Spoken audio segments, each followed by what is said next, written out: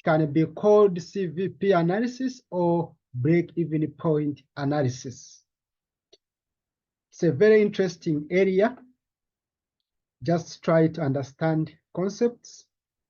It has some few formulas which you must know. The better way to understand these formulas is not to cram. Don't cram formulas. Try to understand the formulas and how to use them. They can ask theory about this area, and of which the theory they can ask here is also not hard. Okay, so but what is all about CVP analysis? Cost, volume, profit analysis means that you are analyzing three things at a go. The cost, volume, that is, let's say, your sales or your revenue, then also talk about the profit. You are analyzing three things: the cost, volume, and profit. Volume, we are talking about the sales volume. And when they talk about break-even point analysis, it's a point, basically the break-even point is a point where we say that this company has actually recovered their initial investment. The same way you hear about payback period when it comes to financial management. Here, if they say break-even point, it's basically that point where you have made sales, and from those sales, what you have produced and sold, you can actually recover what you initially invested. So before break-even point, you are not making any profit. You may be selling, but before reaching that break-even point, you're still in loss category. You have not yet started generating some profits. You will start generating some profits after producing anything that is above break-even point. So after break-even point, you will start earning now what we call profit. So in simple terms, CVP analysis is a technique which uses cost behavior theory to identify the activity level and which there is neither a profit nor a loss. But if they ask you to describe what is all about CVP, you will just put anything you understand. Any question that requires you to describe, it doesn't basically mean that you should put only a definition. Talk about what you know about that area. You understand that it is CVP analysis. So you can just use even this definition. It involves the analysis of how total costs. Now we are talking about C, total revenue, that is your V, the volume, and the total profits. It's involved, you are analyzing total cost, total revenue, and total profits that are related to sales volume and therefore concerned with predicting the effects of changes in costs and sales volume on profit. We all know that the more the costs, the lower the what? The profit. And the higher the sales volume, of course, the more the profits. So any change in your costs and sales volume will have some impact on the profit. So that's why we are calling it CVP analysis. We are trying to see at the end of it all, what can be the change, what can be the effect in the case there is a change in the cost, in the case there is a change in the sales volume. What can be the effect on your profit? Basically, that is CVP. And another definition here, they are telling you that it is used to study the relationship between the cost, volume, and profit at different levels. Different levels talk about now the sales level. And it is used for short-term planning and decision making. You are not going to use this CVP analysis, especially if you're planning for the long period of time.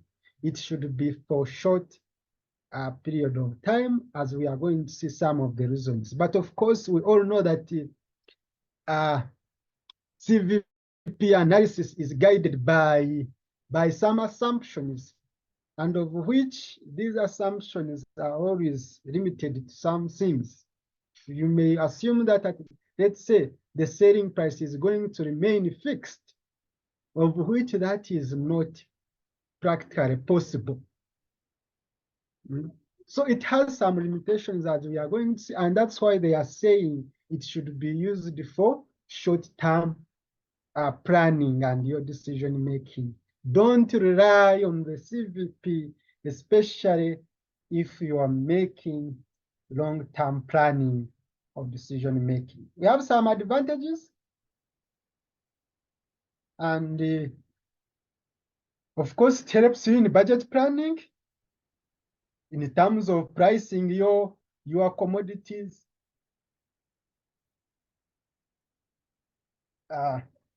But under CVP, we have two models. Under CVP, we have two models. Here you can get a lot of points. Just these days, there are a lot of sources where you can get information. You can even list 10 by using your search engines. But here we have some models. We have CVP analysis models. Needed to use one accountant's model, and we also have economist's model. Accountant's model and also economist's model. So they can tell you to describe these models. With accountant's model, basically this is analyzing your trend, how we are saying that your selling price are going to remain fixed. You assume constant unity variable cost. That's why you see this line is straight for total revenue. That's why you see this line is straight for total costs, because we always assume a constant situation. But when it comes to, these are some assumptions. So as you draw this, it can help you when you are following the assumptions. Assuming a constant selling price, where there is a constant selling price, you realize that this line of total revenue, at a point where you are not selling anything, of course, revenue is zero. But when you start to produce and selling some product, then your revenue is going to increase. And because we are assuming a constant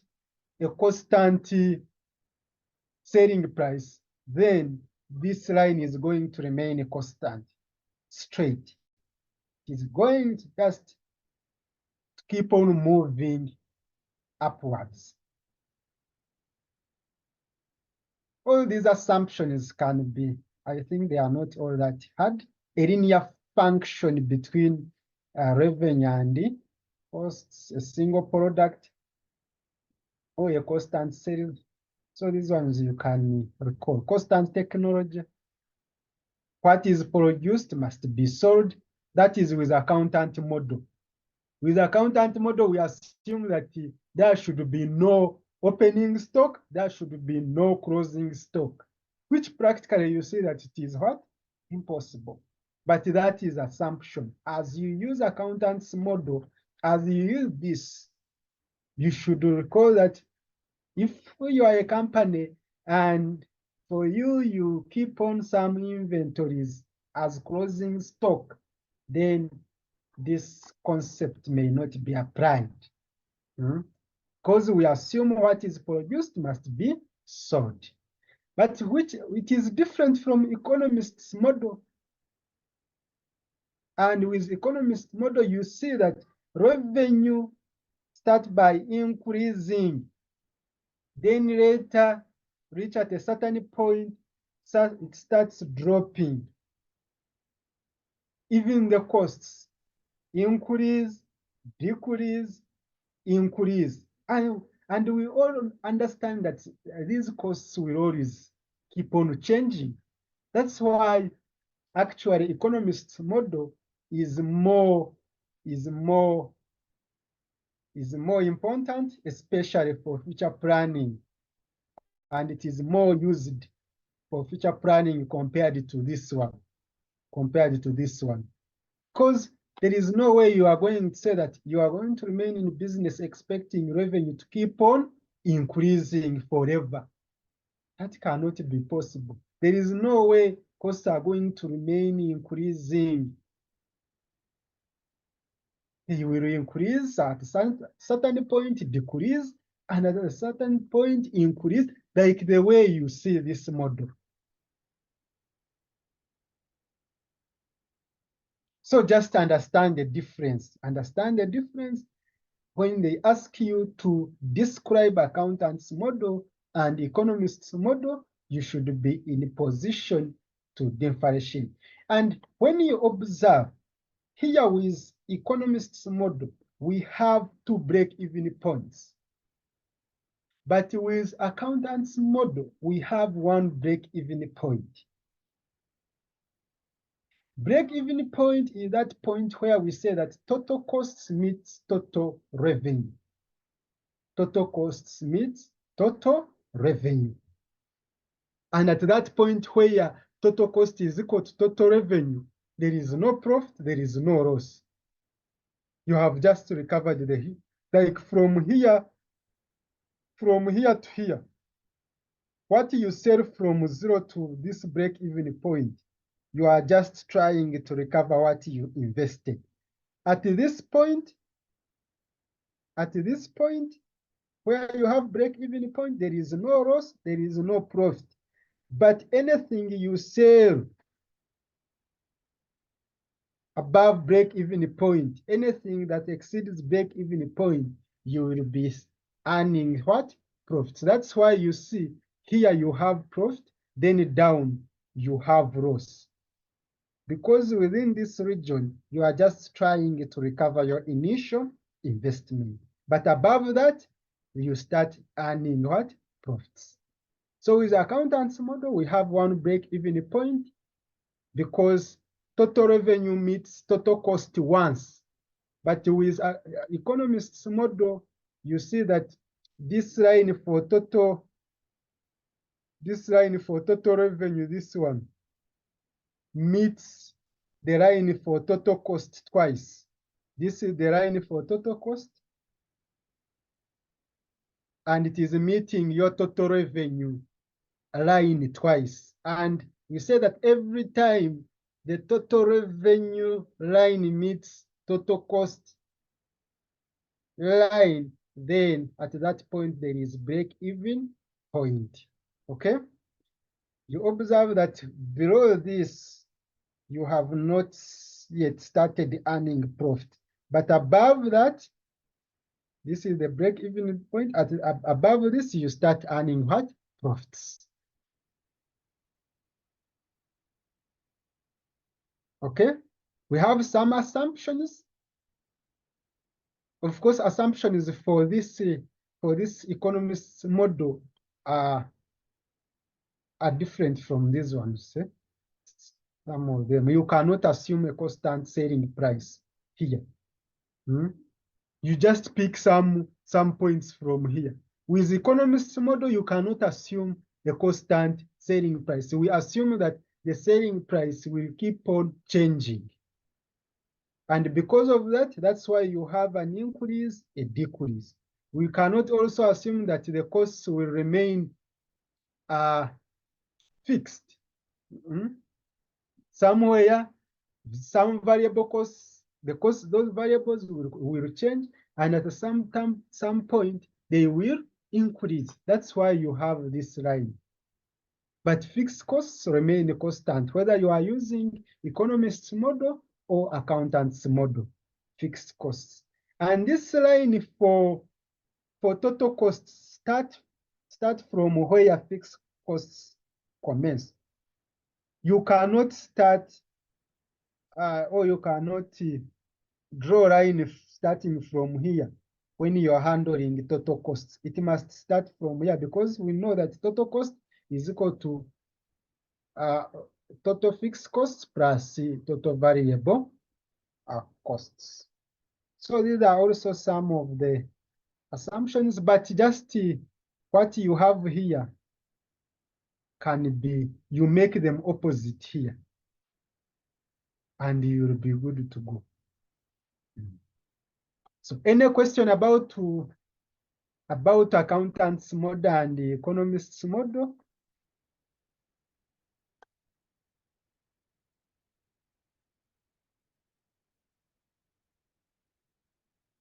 Yeah, we are saying the revenue cannot match costs.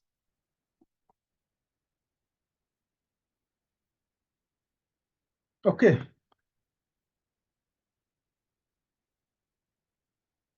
Some of the things you will just read through. Like this one, I think all of you can understand. Profit margin, you just get sales minus variable costs. And what is the contribution margin? It's the difference between sales and variable costs. Because where we are going, we will be talking about more on contribution.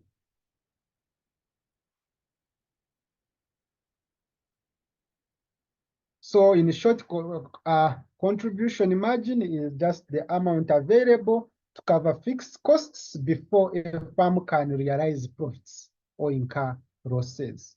Know that we first get contribution, then from that we less fixed costs, then this will be your profit. Then here we have determining break-even point in units. So we have two approaches where you're using operating income approach and also contribution margin approach.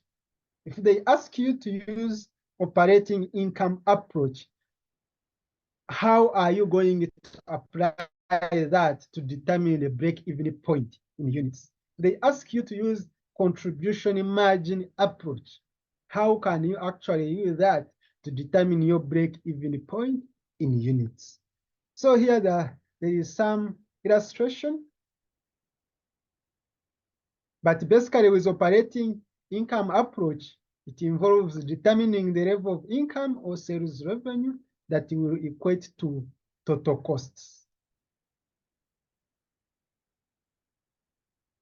As we know that profit is equal to total revenue minus total costs. So that is operating income. For you to get income, you must get your total sales or total revenue, then you subtract your total costs. But here they are telling you that with this approach, your sales revenue will be equal to total costs.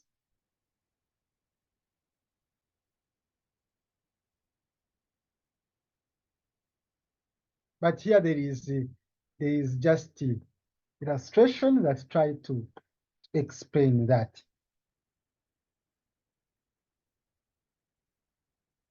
Like here, what you are seeing here, we assume that we start by assuming that profit is 0. Then from that we get our contribution. This one is contribution. Contribution is your sales minus variable costs. Looking at this situation, this is your selling price per unit. Then this is your variable cost per unit. That's what we are trying to indicate here. So this is unit selling price times units, because you are trying to get break-even point in units. And when you are trying to get break-even points in units, we are just going to equate by assuming our income to be 0, then we get our contribution, then we subtract fixed costs. But the fact that you're looking for break-even point in units, we make units constant. Then this is unit selling price times number of units that you're looking for, then subtract variable cost. This is unit variable cost, this one. Then times number of units. Then the answer you get this here is your contribution. If you less this one, this is your fixed cost. If you observe this, this is your fixed cost. So finally, you will realize that your units to break even are what? Are 50,000. And if you want to confirm that actually what you are doing is correct, that is the proof. So that's about using operating income approach to determine break-even point. So when you're using operating income approach, you assume that income is 0, then get contribution, you subtract fixed costs. You will be given, of course, unit selling price will be known, and also unit variable cost will be known. Whether you are using accountant's model or economist model, the unit selling price and the unit variable cost must be known. That is a must. They must be known. That's why here you have them. So if you're using a contribution margin approach, this is the one that is most used. It's basically to know that when I'm to get break-even point in units, I will get my fixed costs, then I divide by contribution per unit. That is used when you're dealing with a single product. When you're dealing with a single product.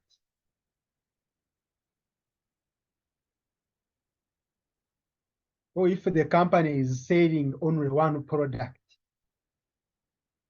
If they are selling more than one product, then we always bring in the concept of sales mix, and you end up finding that here we are using weighted average contribution per unit instead of contribution per unit, whereby weighted average contribution per unit is sales mix times the contribution per unit.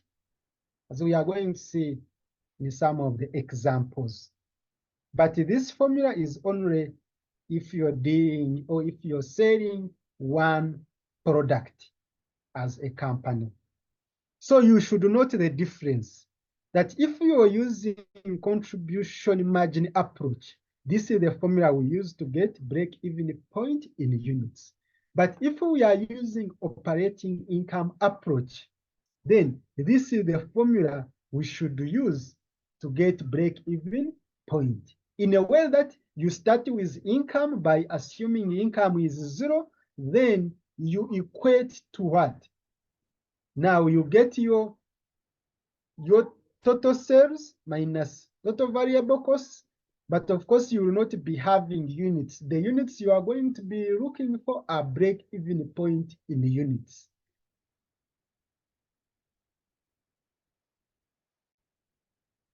Then you subtract fixed costs. So that you observe that whether you are using this operating income approach or whether you are using contribution margin approach, the break-even points are these ones, 50,000 units. Okay, we have also another keyword that is normally used here, profit volume ratio. If they say profit volume ratio. Don't be scared. Don't start saying now, what's this? A profit volume ratio is the same as the contribution sales ratio, whereby we get contribution divided by sales. Then divided by, yes, contribution divided by sales. Or you know that someone can start with fixed cost plus profit. Let me hope you agree that if I get fixed cost plus profit, I get contribution. Do you agree? If you want this contribution, what can you do? You get profit. If you get your profit, then you add fixed costs. Then you must get what? Contribution. So don't just cram. You know, these subjects, they can just tease you. Or if you want contribution, you can get sales minus variable costs. Or you get change in contribution over change in sales. All these ones can help you to get a profit volume ratio or contribution sales ratio. Okay. We have margin of safety. That is the difference between budgeted sales volume and the break-even level of sales. Margin of safety is simply the measurement of how far the sales can fall short of the budget. You are going to see practically this. You are going to see practically this.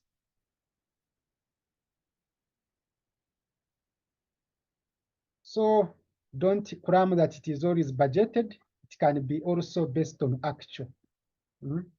Budgeted sales or actual.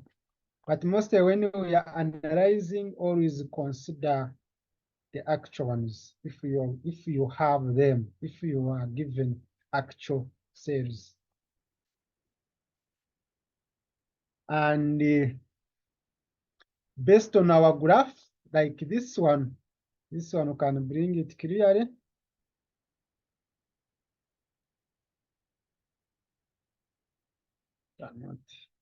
Let's see this. Where you see this, above from this dotted line here, from here moving up, that is your margin of safety. Margin of safety. Margin of safety in units are always from, you are going to see that here it can confuse, but margin of safety is on top here, on the top, then here on the right, after break-even point, between your break-even point and the actual units, between the break-even point in units and the actual units, that's where you have margin of safety. Okay, so these are some of the formulas. They look to be many, but they are not hard. They are not hard. And these formulas here, they apply to a single, when you're dealing with a single product. If they ask you the operating leverage, please, this is the formula. Contribution divided by net income. Net income, that is like your profit.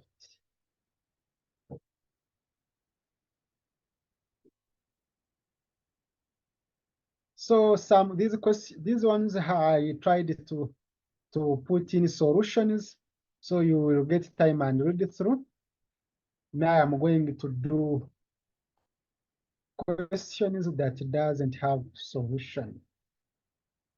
Isn't it, colleagues? Are we together?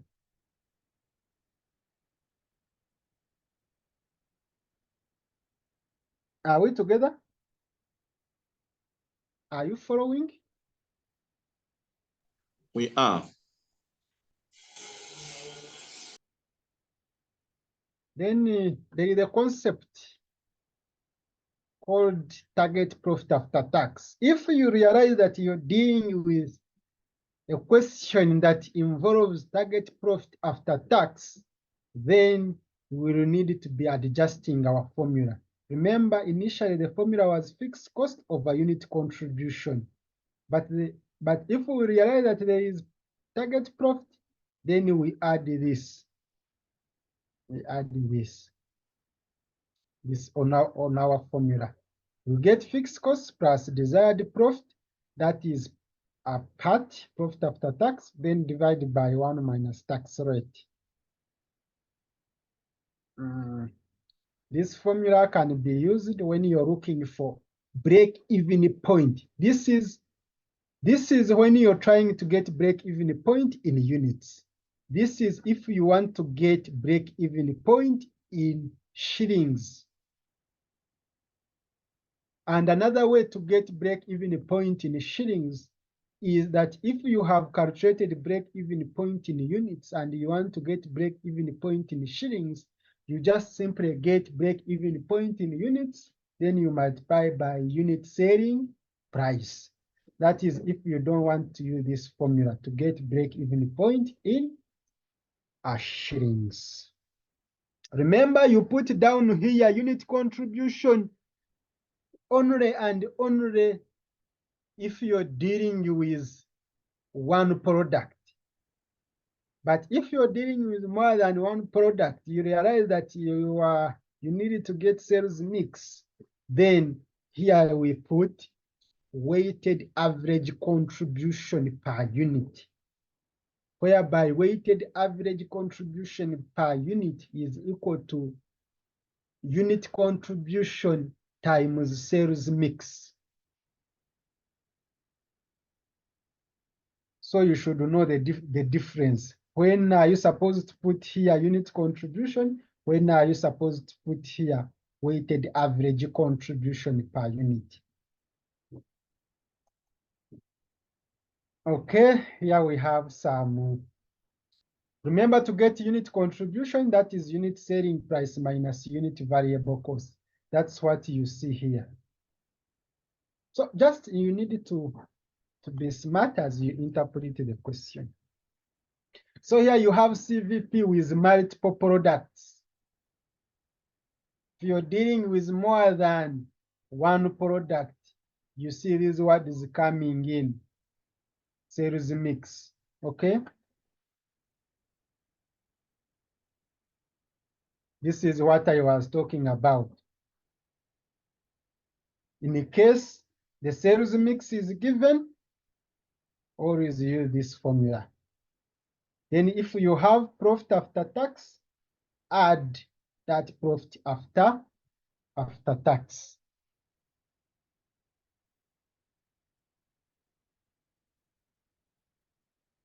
So here we have another illustration with different products.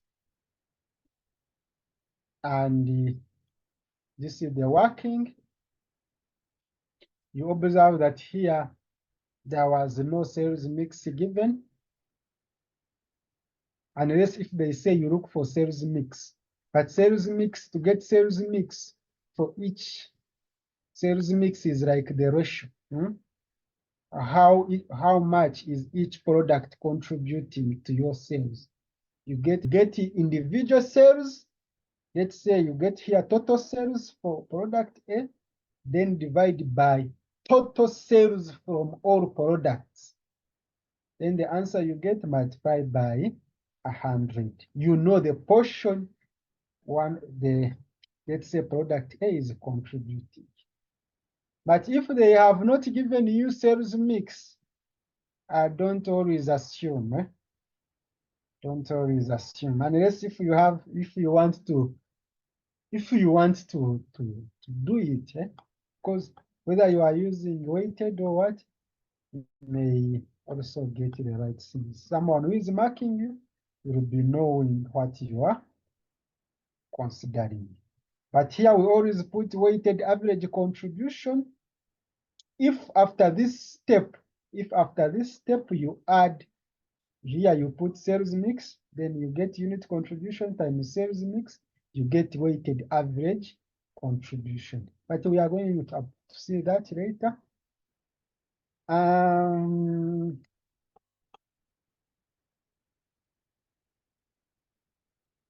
All of these have some workings. Remember, operating leverage, I told you it is contribution divided by what? Net income. They can surprise you with that. So I think they can say you draw the chart, but the chart, you also see it. Limitations, you read it through. So we can handle these trial questions. How many are they?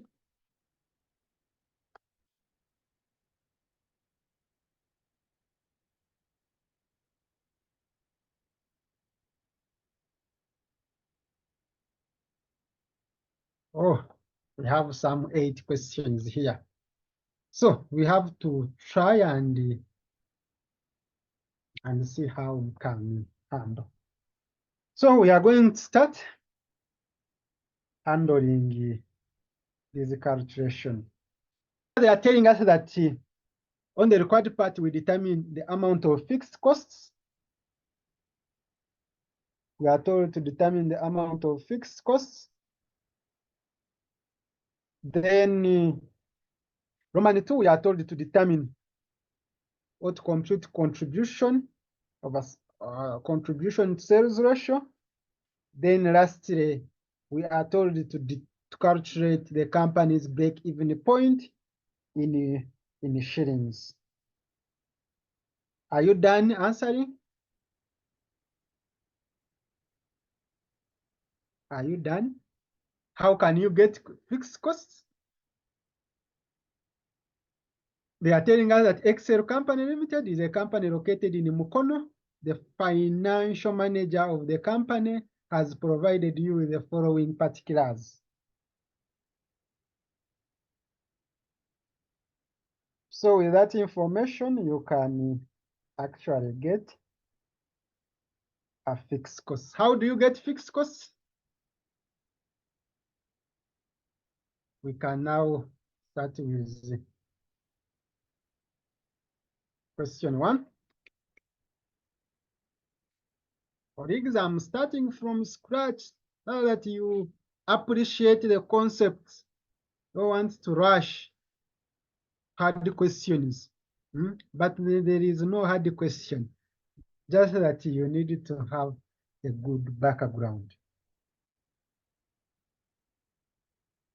So how are you going to get fixed costs? We are given sales, we are given variable costs, we are given profits. Based on our question, what is our sales? The sales amount is how much?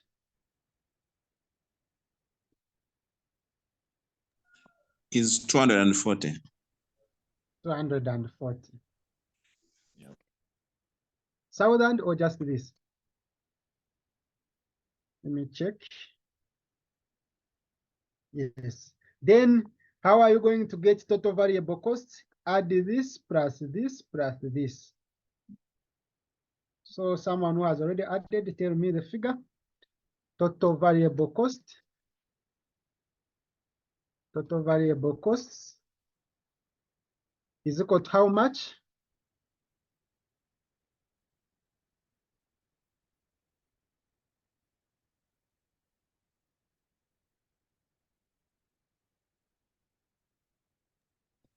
$150,000. 150,000. We just add all variable costs, direct labor, direct.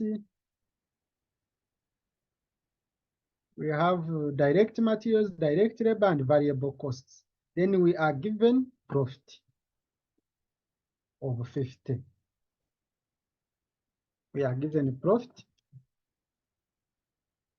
of 50.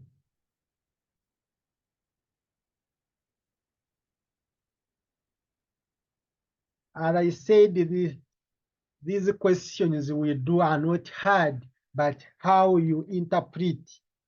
So we need Roman 1, we need fixed, we need fixed costs. How can you get fixed costs?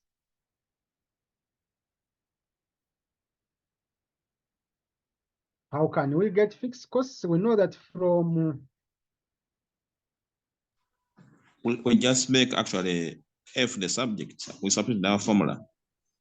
From profit is equal to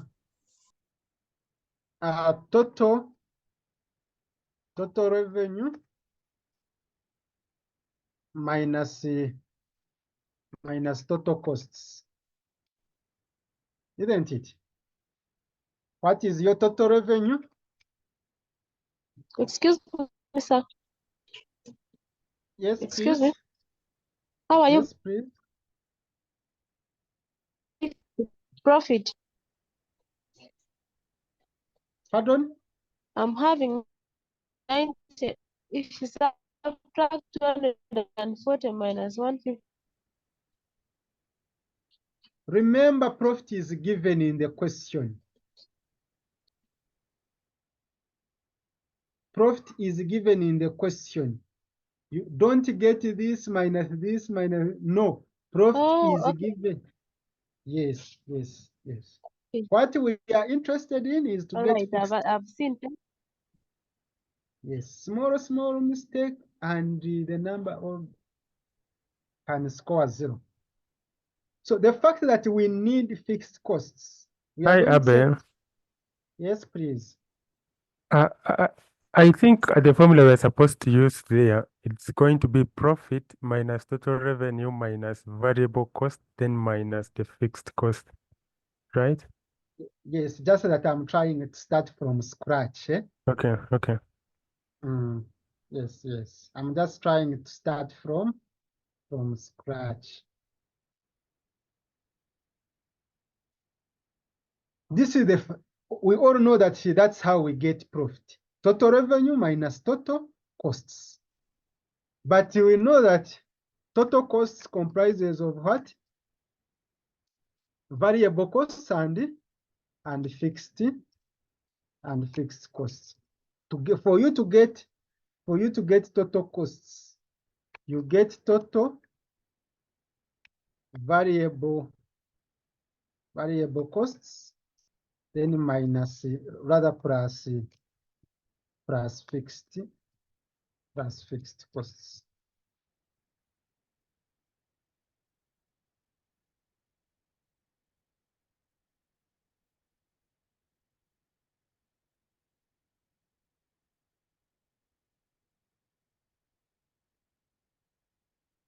So we don't want to waste a lot of time. Let's just substitute and get answers.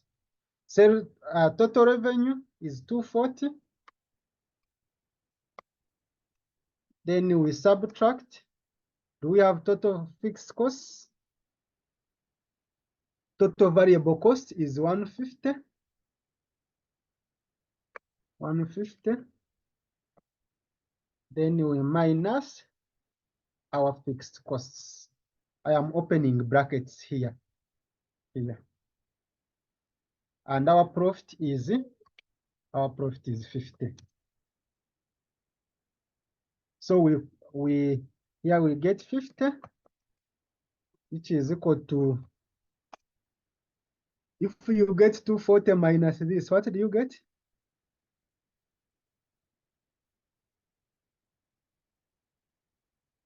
$240 minus 150, what do you get?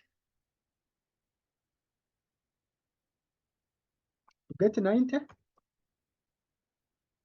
Then we subtract 90. Subtract fixed costs. So finally, your fixed costs are equal to how much?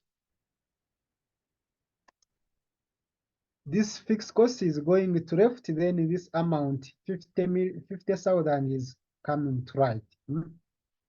This will be 90,000, then you subtract 50. It's 40. And finally, your fixed costs are shillings. Shillings 40. So we are done with Roman 1. Roman 2, but you can use different formulas. You can use different formulas here. You can actually say fixed cost. You also look at contribution part, first get contribution, but that is wasting a lot of time. Go to Roman 2. Roman 2, they are telling us we get what?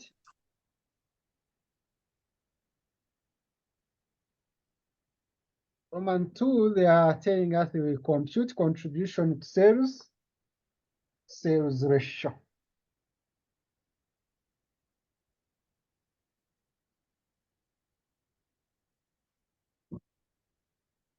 Contribution to sales ratio.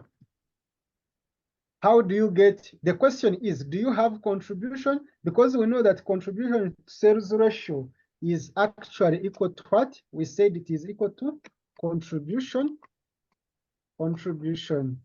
Then you divide by, just divide by sales.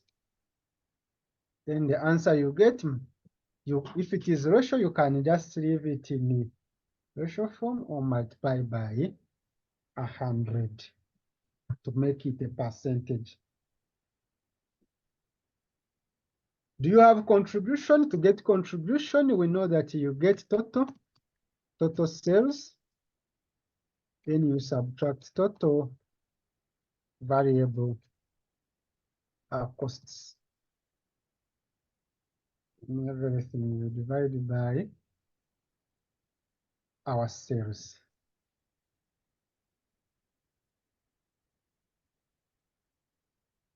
So finally here we get what, how much? What is our sales? Our sales are these ones. Then I subtract my variable costs, this, and the answer I get, I divide it by sales. Here just put total sales.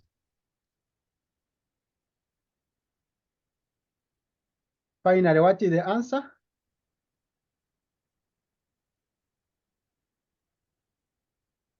If you get 90 divided by 240, what do you get?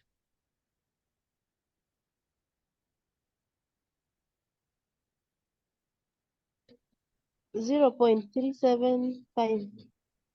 0.375, 375. which is approximately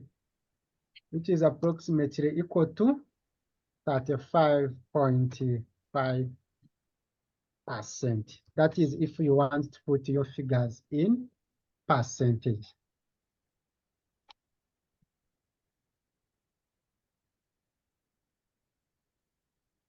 Are we okay? So that is our contribution to sales ratio. Another person can look at it in the form of contribution, say this contribution to sales ratio. Sales. Contribution to sales. But basically for us, as we are going to be doing our questions, this is the best approach to use. This is the best approach to use. Excuse. Then the next, yes, please. Sometimes they use, in some books, they use either total contribution over total sales or selling price per unit minus variable cost per unit divided by actual sales Divided by price. unit selling price. Is it It the same all as what you depends. Yes, you still, because you see here, here we are using total sales. Total sales is unit selling price times units. This one Total actually is So when you say, just you need to understand the logic behind. You may say unit selling price, then you subtract unit If you say unit, maintain units, you are looking at one unit. You get it? So it means that you are going to be dealing with one unit only throughout unit variable cost. Then even down, you divide by unit selling price. Unit selling price. You cannot put down total sales when you are dealing with unit up. So you cannot use this formula because what we are given are just this. There is no way we can get unit selling price in this question. So always choose the method that is going to help you. So these are totals of sales, totals of everything. Yes, this first method. Okay. Then here you are just looking at one unit, one unit. Remember, to get total sales, you get unit selling price times sales units, or times units. Then to get total variable cost, you get unit variable cost times units. So we are done with Roman. Any other question?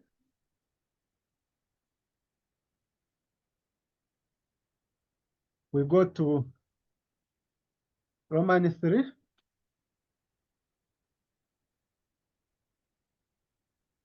They are telling us we get companies break-even point in sales value. This is not in units, but in sales value. That is like in shillings. So we have two methods. We have two methods, break-even point in shillings.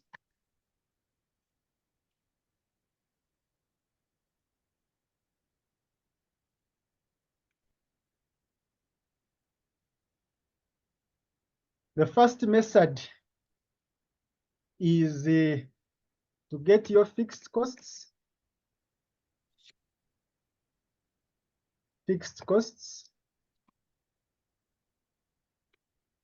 Then you divide by what?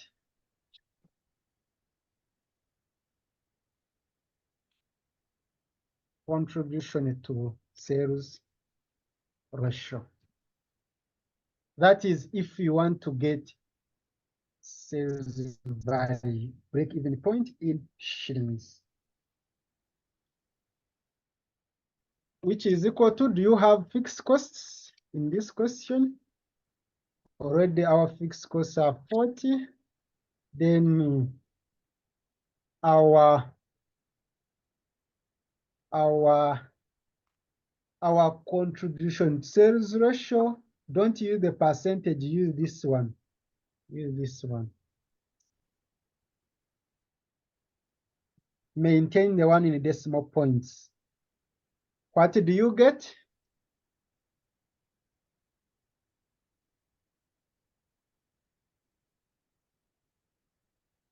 What do you get?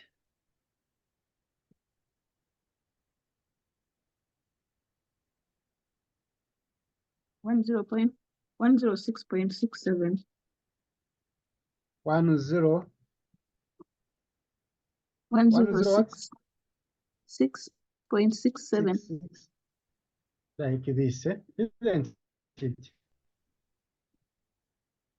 Or another formula can be, or break-even point in shillings is just equal to break-even point in units. Then we multiply unit selling price. But you see, you cannot use this formula.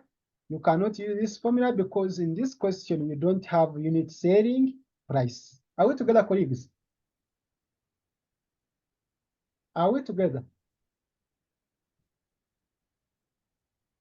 There is no way you can use this second method because you don't have unit selling price in this question. This is the only information you have. We don't have unit selling price. But this one we could get, which is equal, and we are going to talk about it later. So that is about question 1. We go to question 2.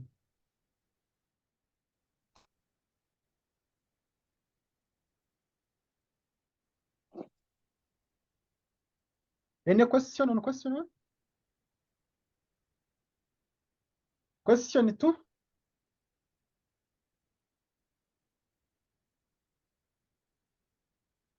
We are given this, simple as this, but they are telling us we calculate PV ratio from the following information. A, you have this. B, you have this. On A, we need the PV ratio. On B, we need the PV ratio. Simple as that, but you can be off.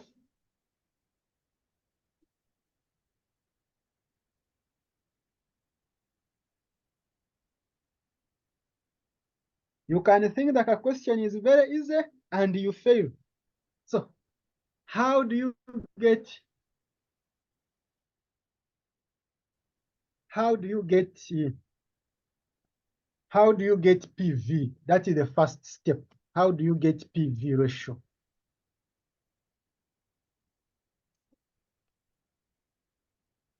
PV ratio is just, it depends on what you are handling. It depends on what you are handling. Remember PV ratio, we said that it is the same as contribution to sales ratio. PV ratio, you recall that. PV ratio is the same as contribution to sales ratio. Just that in a situation where you have profit, in a situation where you have profit, then you can you can use profit instead of contribution. So here, the first for A,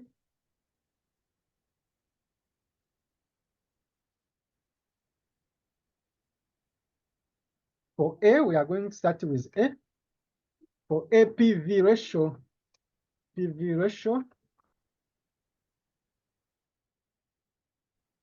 will be equal to PV ratio, will be equal to unit contribution, then divided by unit selling price. Because when you observe on part A, they said you have selling price and variable cost, but they need you to look for what? PV. So you don't have fixed cost. There is no way you can get profit. However much it is profit volume, but in a situation where you don't have fixed cost, then you cannot use profit. You will just use contribution to sales ratio. And what you're talking about here is per unit. That's why in the formula, I am actually getting unit contribution. I am not saying total contribution like the way we are doing here, total contribution over total sales. This is total contribution, then this is total sales. Then if you use this formula, what is up is unit contribution. So it means that I'm going to just use this formula, which will be equal to, I just put this.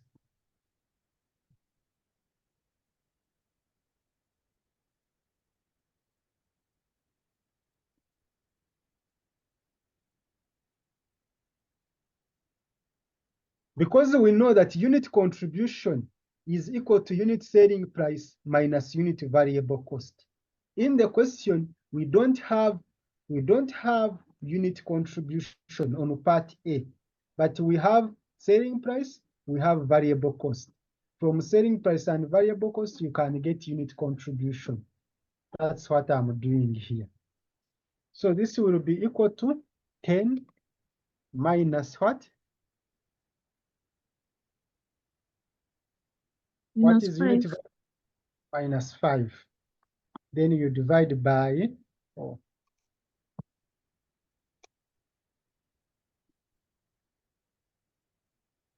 It's 10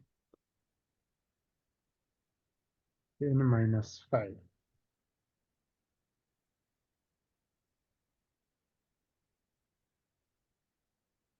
Yeah, this isn't how.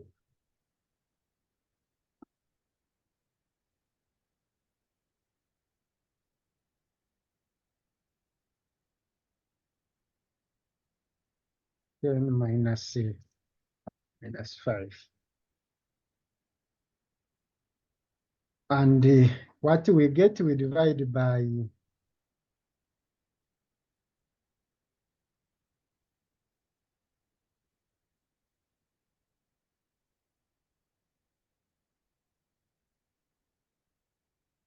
answer we get divided by 5. Yes, 5 or 10. We divide it by 10. What do you get? 0.5. So our ratio is 0.5. So that is A. B. For B, we also need profit volume ratio, which will be equal to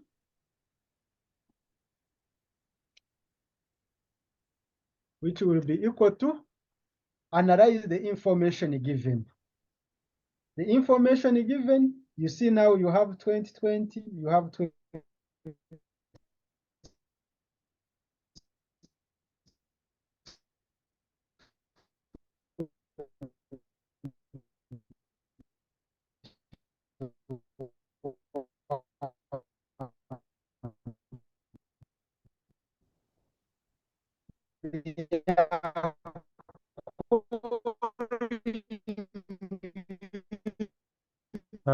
Well, you're off, you're off.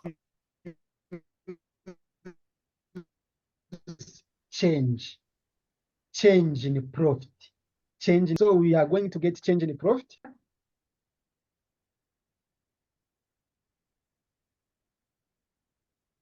Colleagues, what about now? Is it clear?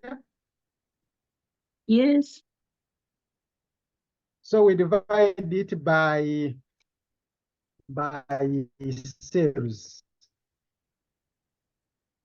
We divide it by sales.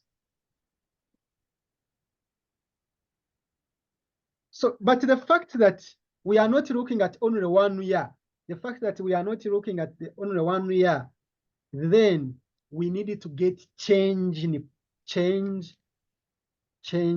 profit. Then we divide it by change in sales. Simple question, but you need to apply the reasoning. So change in profit. What will be our change in profit? We know that change is always new minus old, isn't it? Mhm. 1 of 2021 minus 2020. So you get 25,000 minus 20. Here we get 25,000 minus 20. Then we divide it by a half for sales. It is what? 170 minus 150. 170 minus 150.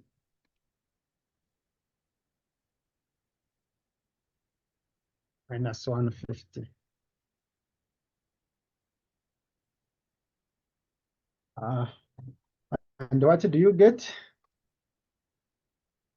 This is the top, this one is 5,000. Then you divide by how much? 20. One divided by 20. Mm.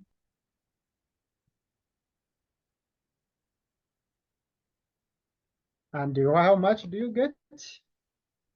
Oh, what is the ratio? What is the ratio? 0.25. 0.25. As simple as that.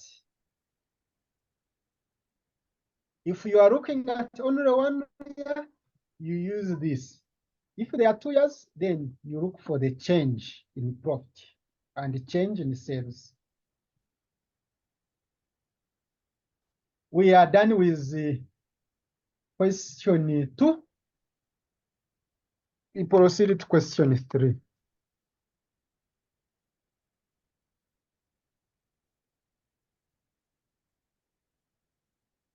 Proceed to question 3. And for question 3, this is the information that we have. They are telling us that we describe cost volume profit analysis. You describe cost volume profit analysis. And colleagues, when you're describing, look at the marks given. Look at the marks given. They need you just to describe what is all about CVP analysis. So you can just write something, maybe defining what is all about CVP. Then if you can recall assumptions for CVP analysis, put them there. You can say CVP has 2 models. Just write anything you know about CVP. But don't now again draw these things with 3 marks. Don't draw. Are we together, colleagues? You know, some of you may be in an exam and you don't have what to write. Don't draw, please, with 3 marks. Just write something like here, pick a definition be uses, and say that it has also, it can be under CVP analysis, we have 2 models, state the models, and proceed. Maybe plus assumptions, yes. Few assumptions describing. Then part B. A company expects to sell 20,000 units.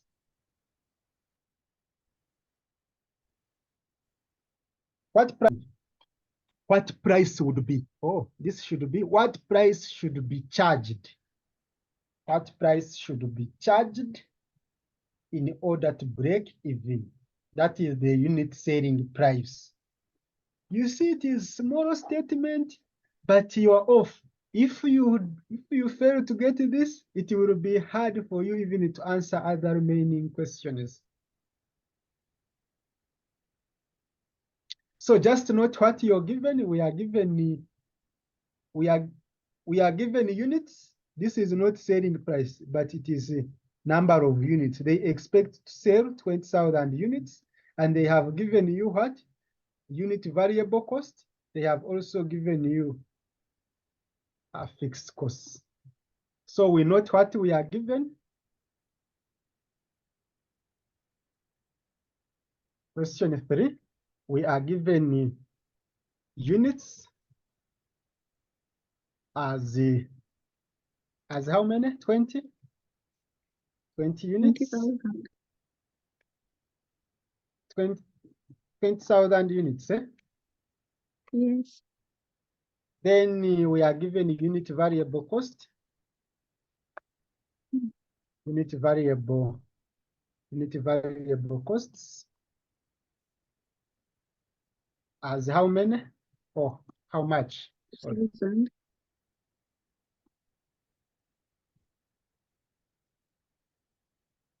For unit variable cost, how much? 2,000. 2,000. Then annual fixed costs, 10 million. annual fixed costs, how much? 10 million.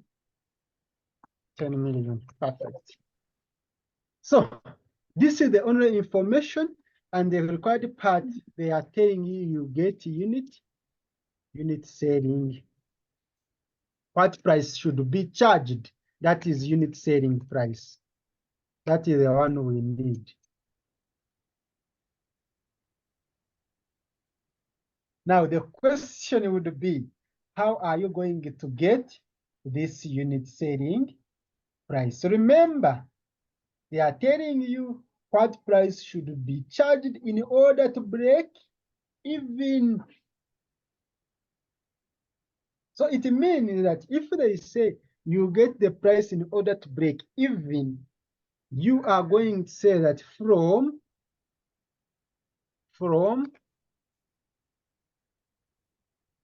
break even point in units, which is equal to your fixed costs, then you divide by unit contribution. This question, you don't have target profit, you cannot add target profit there. So that is the formula you have. Now, the fact that they need you to look for unit selling price to break even, and you're given units, you will assume that these are your break-even points in units. 20, which will be equal to fixed costs, 100. 10 million.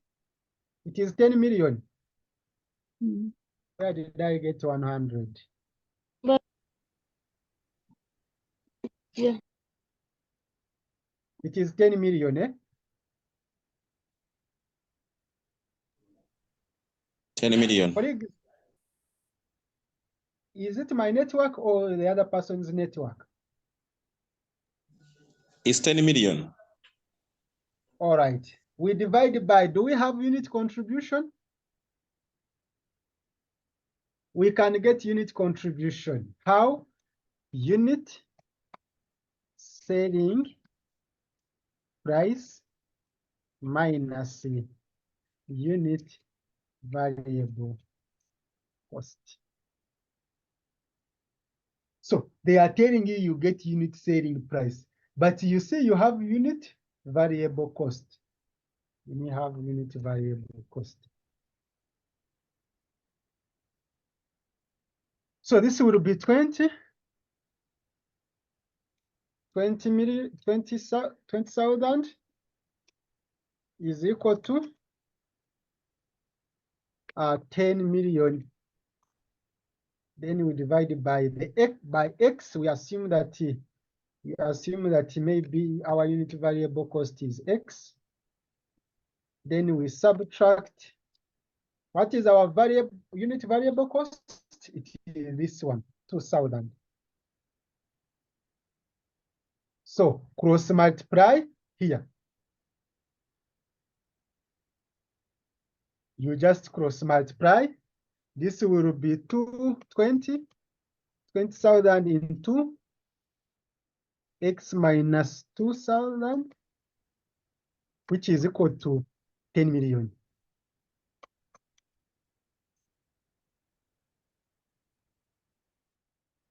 So this is 20,000 x.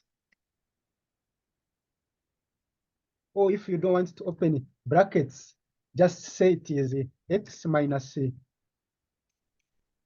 2,000, which is going to be equal to 10 million divided by 20,000. What do you get?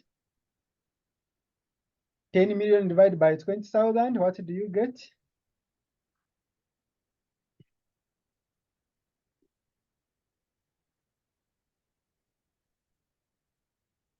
You have 500?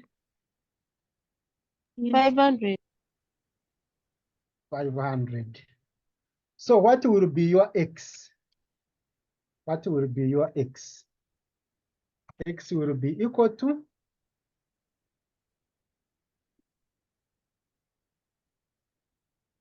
X will be equal to, now this negative 2,000 will go this side and becomes 500 plus 2,000. And finally, your X is how much? 2,500. That is your unit selling price. So unit selling price Unit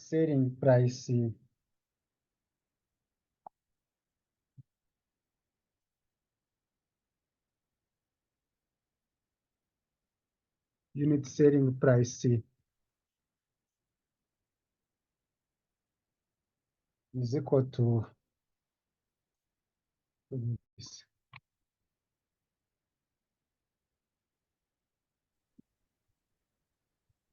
So that is Roman 1.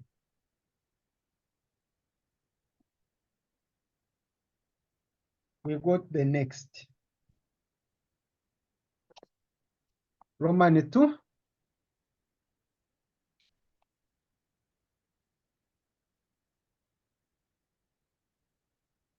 Roman 2, we are told to do what?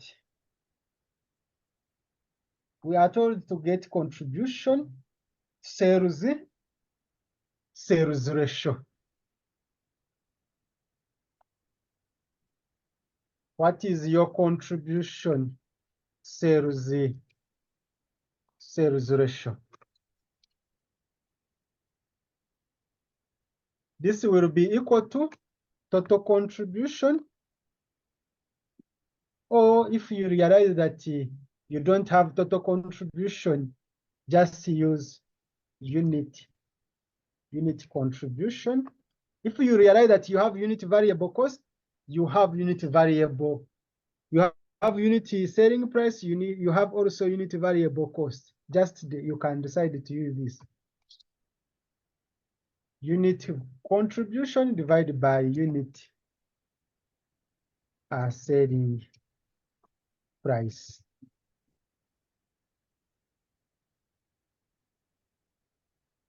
Which will be equal to unit contribution is the unit selling price. Unit selling price. Then we subtract unit variable cost.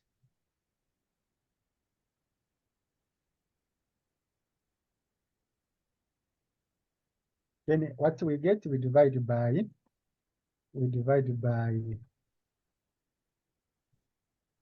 that.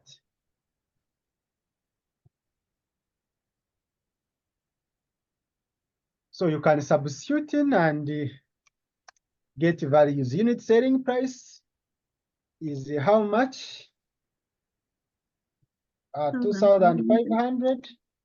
Then you subtract unit variable cost, which is this one, 2,000. Then everything you get, you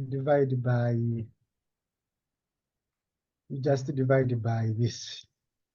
How much do you get? 0.2. 0.2.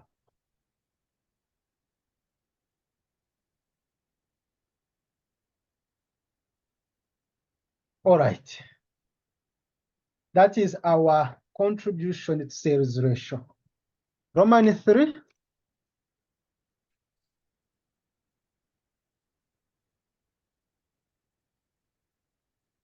Roman 3, we are told that we should compute the company's break even in total revenue. In total revenue. So it can be break-even point in shillings, that is total revenue, will be equal to, you recall our formula? You recall? Yes, fixed cost over contribution. Right. We had that formula somewhere on what? Which question? But Question one, it's simply fixed costs, fixed cost over contribution ratio. Question one. fixed costs over contribution to sales ratio. And do we have contribution in this question? Rather, do we have fixed costs? Fixed costs are 10 10 million. Then we divide by our contribution to sales ratio, which is 0.2. What do you get?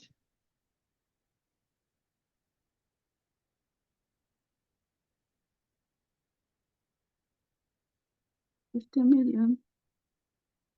Pardon?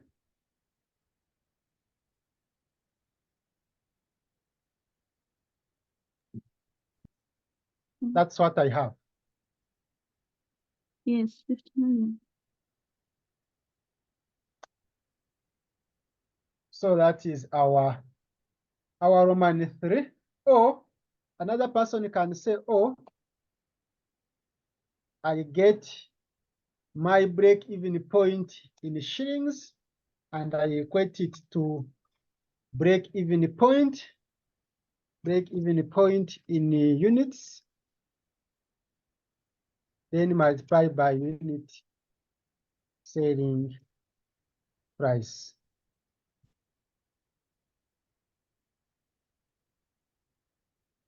Do we have break-even point in units? Do we calculate break-even point in units? Already we assume that Yeah. break-even point in units are 20. Mhm. If you say 20 times unit selling price, how much do you get? You get the same. No. You don't get the same. Mm. Are you sure? Oh, yes, it's the same. I added. It's the same. So this is 50 million. 50 million. So which one is easier? Mm. So we go to the next, Roman 4.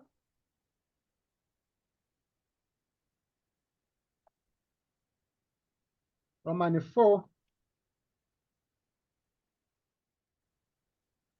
Roman 4, we are told to get, they are saying using the price calculated in Roman 1, this price, 2,500.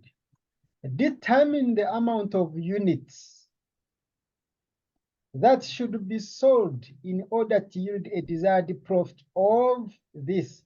They have not talked about profit after tax. They have not given you tax rate. Colleagues, don't put tax rate here. They have just given you desired profit. So we need a break-even point in units, which will be equal to a fixed costs. Then we add our desired profit. Then we divide by unit contribution.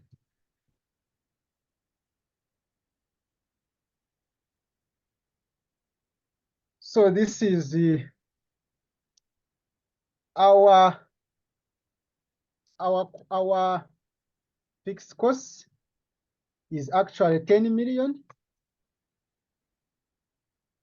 Then we add desired profit of how much? They told us the desired profit is how much? 2 million. 2 million.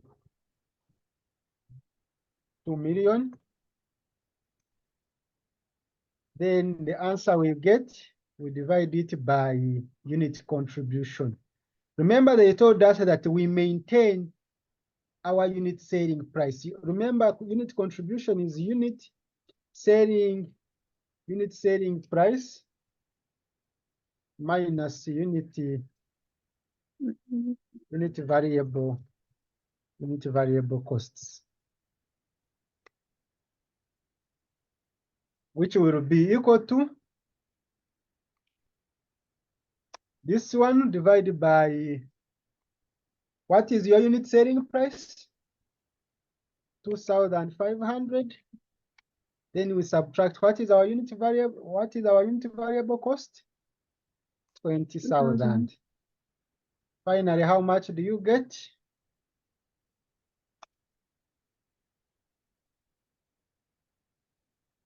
24,000. 34. 24. 24. 24. Yes. All right. So these are units. These are units. As we said that this concept can help you in terms of forecasting, in terms of planning. As a company, you may say, okay, these are my fixed costs. And this is the unit variable cost I charge.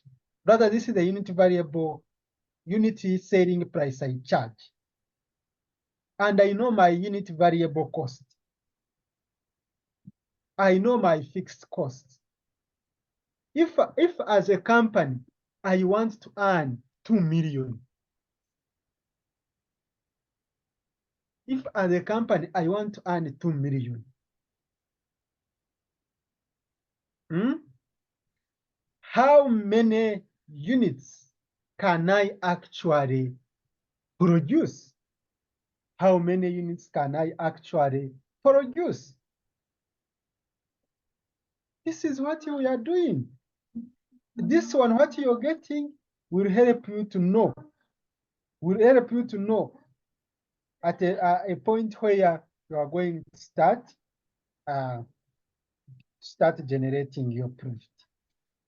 So you see that this tool can help in terms of planning. But as we said, this should be short term, because sometimes the price changes. So Roman 5.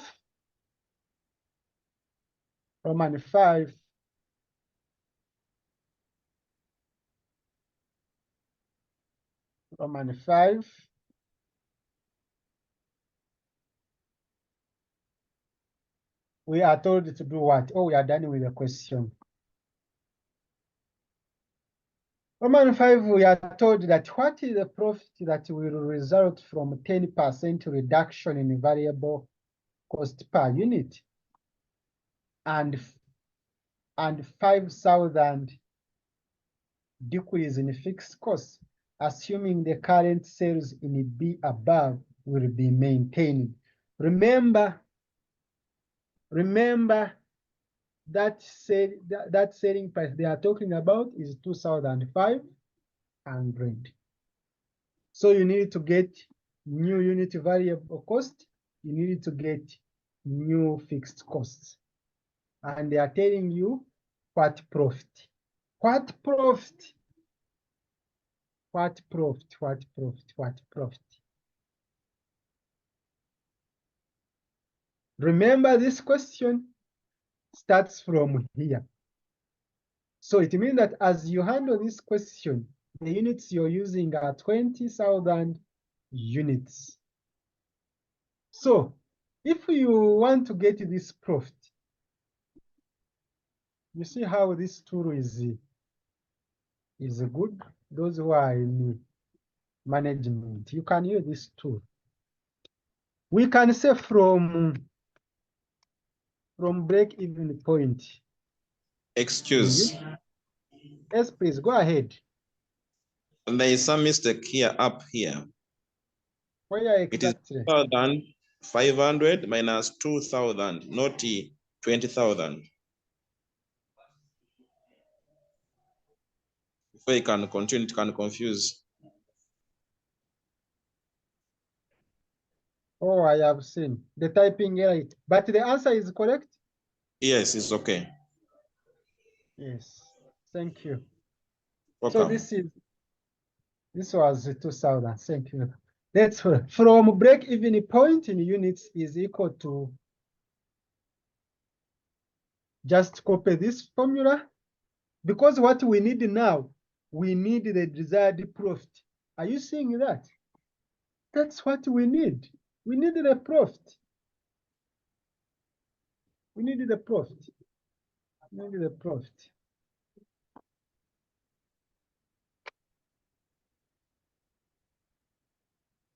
But the question is, do you have fixed costs? They are telling us that fixed costs will be reduced. How much?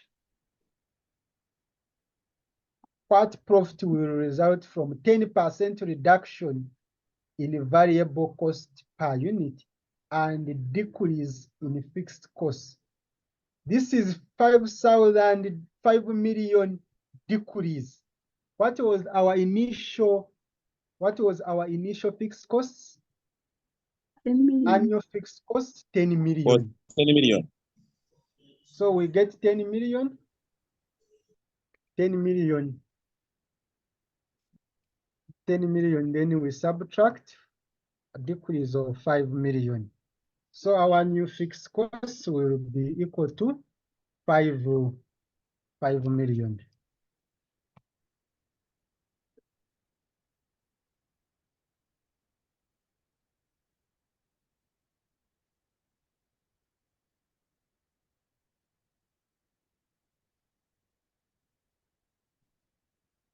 What about your unit variable cost? Because it is also going to change. They are telling us which percentage? 10%. 10% reduction. Remember, our initial variable cost was 2,000. So if it is 10% reduction, our new variable cost will be 2,000. I just multiply by 90%. And what do you get? Or if you want to do it in one Winchester style, you can first get 10%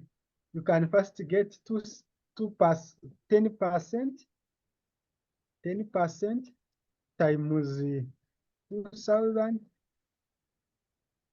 Then you get the reduction, which will be We here get enough. 1,800. This is 200. But they are telling this will be, our figure will decrease by this. So we get 2,000 minus 200, which is 1,800. Do you get the same here? 2,000 times 90%. Yes, yes, yes. Yeah. All right.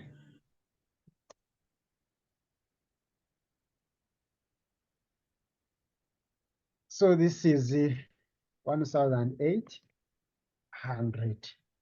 The question is saying we get what? The question is saying The we get profit. unit. We What get is the- profit. Eh? What is the profit? Let me see. Yes, we get profit. So it means that we have our unit variable cost, rather our unit selling price. Unit selling price as it is still what? 2,500. So substitute in your formula, the break-even point in units, break-even points in units are what?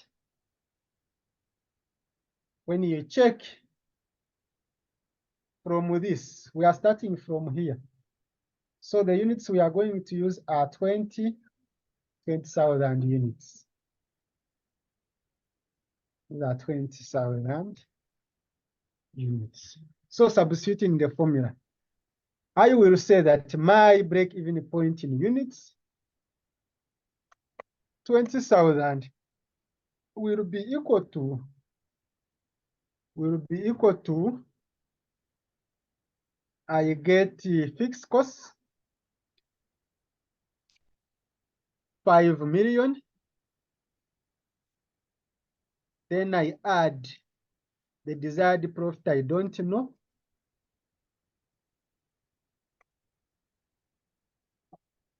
Then the answer I get, divide it by unit selling price is 2,500 minus variable cost, which is 1,800. So this will be 20,000, which is equal to this. Then if you get 2,500 minus 1,800, what do you get? 700. 700. So cross multiply this times 20,000. It means that this side I can say 5M. That is 5 million. Let me just change it. It can confuse those who can follow it.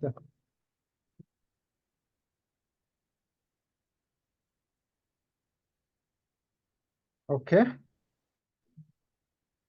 5 million plus 5 million plus P.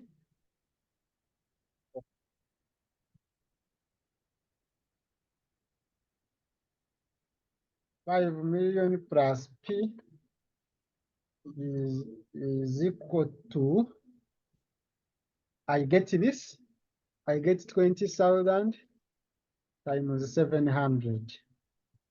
Okay, so my P is equal to what? What do you get here? 20,000 times 700. 14 million. This is 14 million.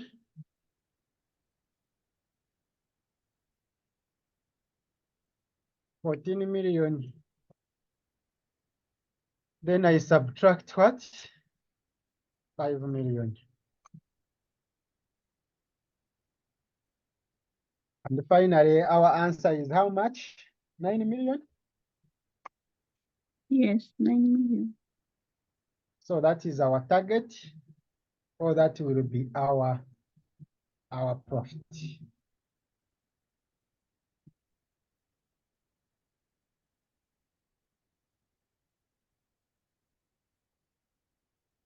That will be our profit. Lastly,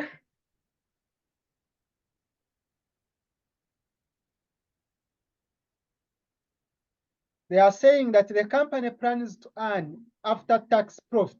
They are bringing in the word after-tax.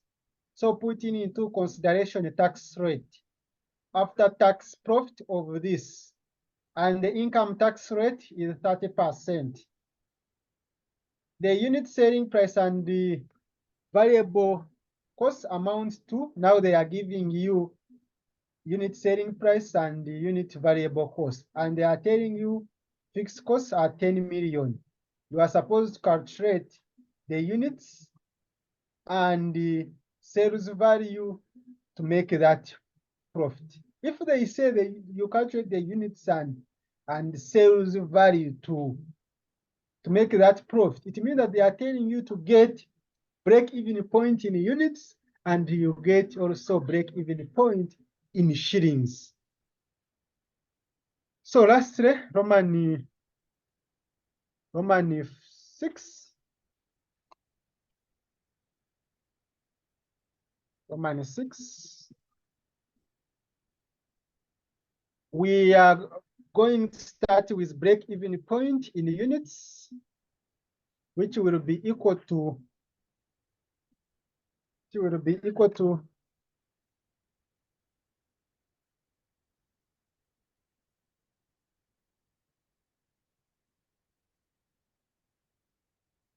where there is this, where there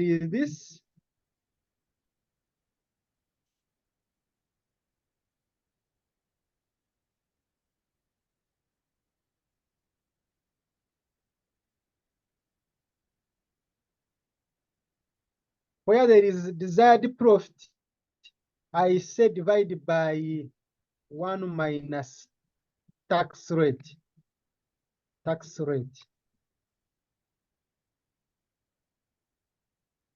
Fixed costs are how much? Fixed costs are 10 million. 10 million in that Roman 6.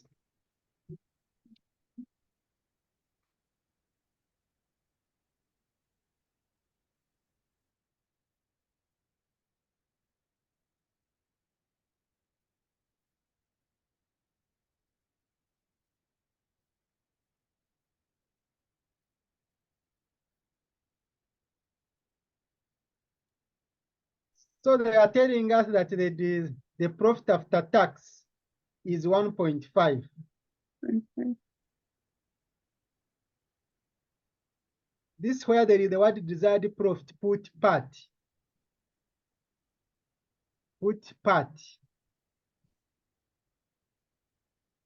Profit after tax. You remove desired profit and put profit after tax.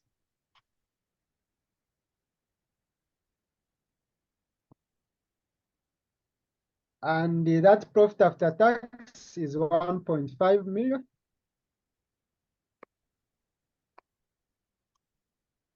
Then we divide by 0.7.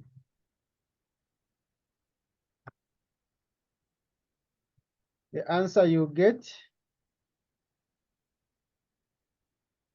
unit contribution, we said it is unit selling price. What is the unit selling price in this question? Roman 6? 10,000. Unit selling price is 10,000 and unit variable cost is 6,000.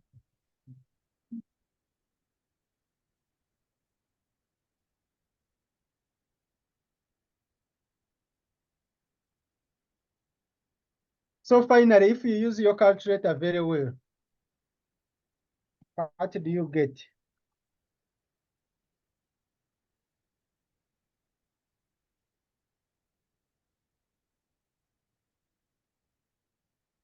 $3,000. Pardon? 30. 30. 35.7. 35.7. That is around this. When you round off, because we are getting units. Colleagues, all of you, do you have this? Or you are getting different figure?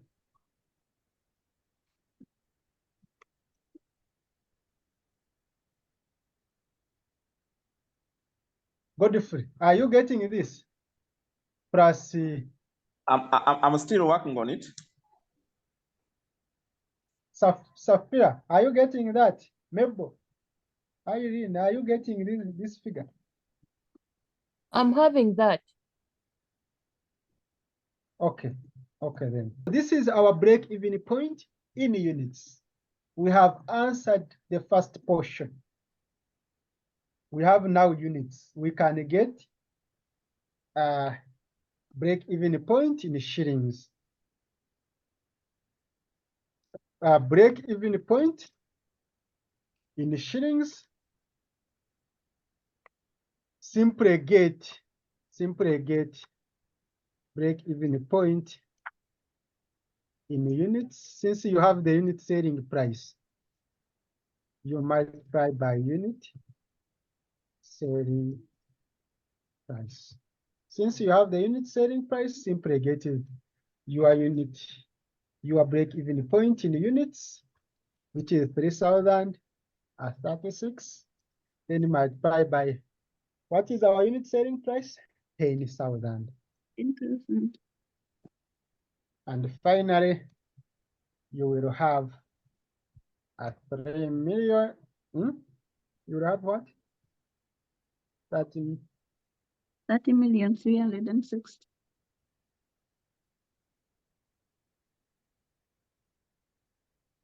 And that will be all for this question. That's all about question 3.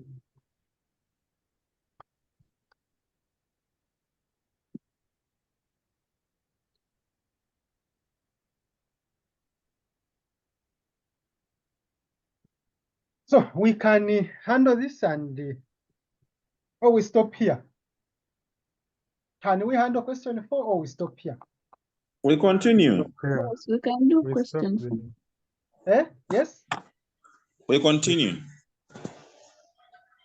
The majority? We stop Yes, we can do there. question 4. We We got continue this. Now the majority let's- are not talking. Let's just finish with question 4. Okay. Question 4. Now we are handling different what? Different products. But in part A, they are saying we use appropriate illustrations to explain ways in which a firm can lower its break-even point in order to start making profits earlier.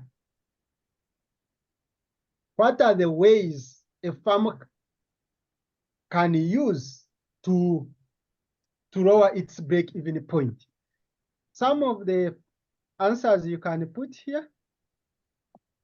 This is question 4. Ways to reduce break-even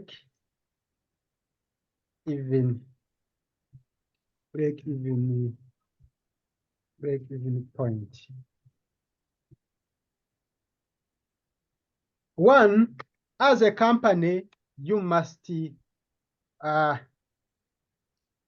look at the selling price.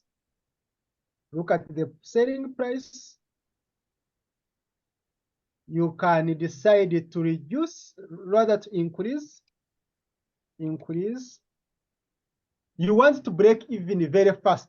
You want, if colleagues, every time you hear the word break even, that is the point you can actually recover. You can actually recover your initial investment. So we are saying, how can you reduce?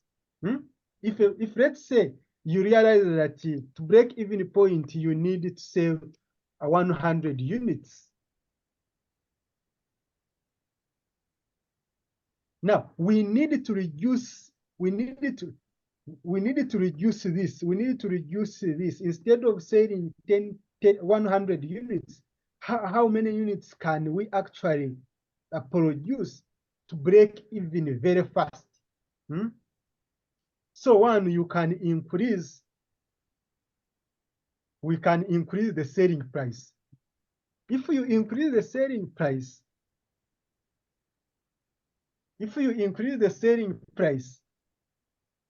you will be in a position to recover your initial investment very fast. Do you agree? And hence if the higher the selling price, the quicker you can actually recover your initial investment. Take for example, if your diagram was, because they said you use illustrations. They said you use illustration.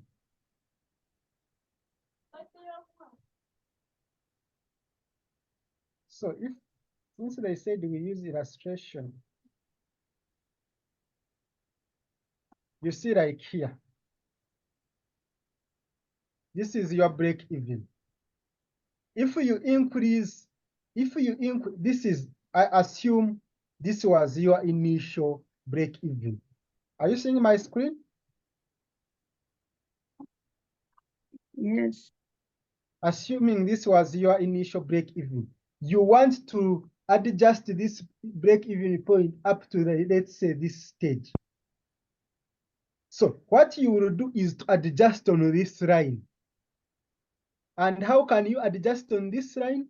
By increasing this unit selling price. If you increase the unit selling price, this line will just shift.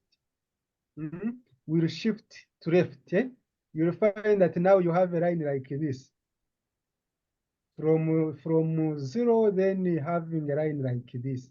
And it means that in such scenario, it is meeting total cost at this point. Are you seeing that? And if it meets total cost line at this point, then you will have a break-even point here. That's why we are saying if you increase the selling price, you will be in a position to lower the break-even point. Have you understood that point? So you will, for illustration, you draw this diagram, then you call this one break-even point 1. Then you also, after you make a dotted line, then you start from here moving like this. Then that line you call it total revenue 2. This is total revenue 1. Total revenue 2 is meeting total cost line here. Then this point moving down will be your break-even point number 2. And in such scenario, you have reduced your break point. Then number 2, you can actually reduce the unit variable cost. If it is material, if it comes to materials, you can negotiate. You can negotiate with suppliers. Pardon? You can negotiate.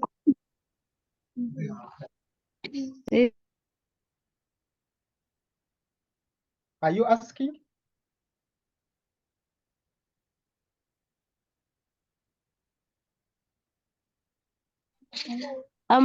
Excuse me.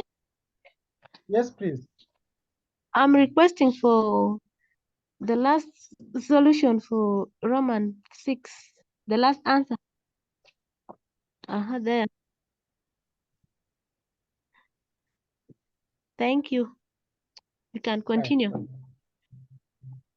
So number 2, I'm saying you can actually reduce the unit variable cost by simply, because we know that unit variable cost comprises of your direct materials, comprises of your direct labor cost.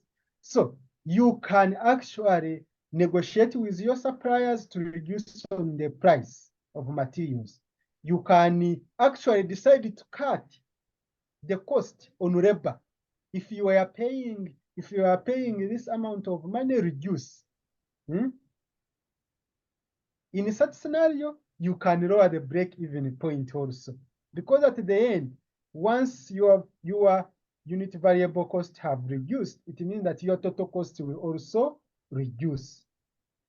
And once total costs reduce, you see this is the line. Initially, you will be having this as total cost 1, and now we are saying reduce variable cost. If you reduce variable cost, it means that now this line will now start from here, and you move like this. So it means that it is going to meet total revenue line here.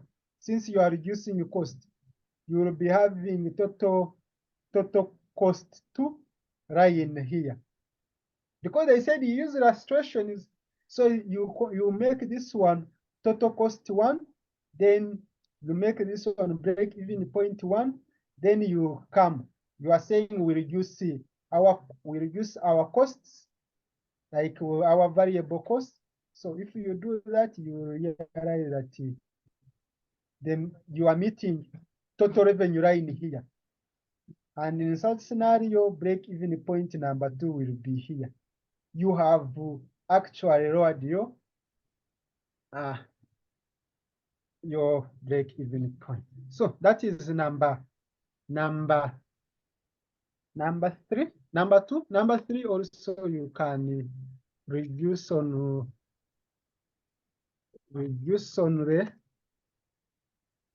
the fixed costs. Here, if you say reduce on the unit variable cost, now ask yourself, how are you going to reduce unit variable cost? By negotiating with suppliers, by reducing on the what? On the money paid to labor. Here, how can you reduce fixed costs? Let's say look at the rent. If it is rent, you can actually also talk to your guys, to your landlord, and negotiate also here. Or if you were using machines, if you are purchasing machines and you see that the cost is high, you can decide to lease instead of buying. So you just have to use common sense. That's about you can add other points. May I have given you 3. So next.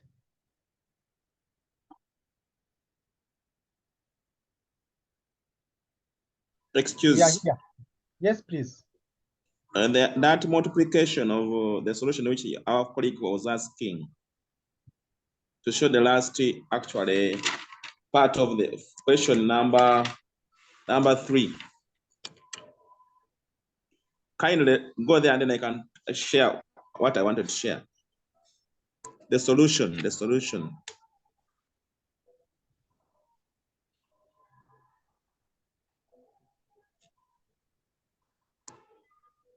Where? The last part she was talking about. If you multiply this actually 3,036 times 10,000, there was another zero which was not supposed to be there. Oh, I have removed now. Thank you. Yes, thank you. The answer should be like this. Yes. All right, thank you.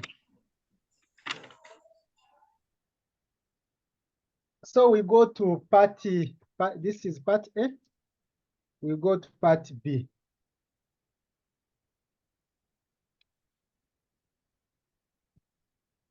Part B of the question.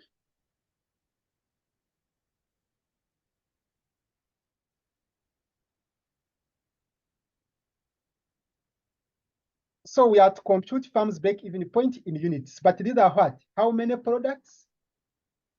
You have X, Y, and Z. So you will remember you have also sales what? Sales mix. Which formula are you going to use? Break-even point in units.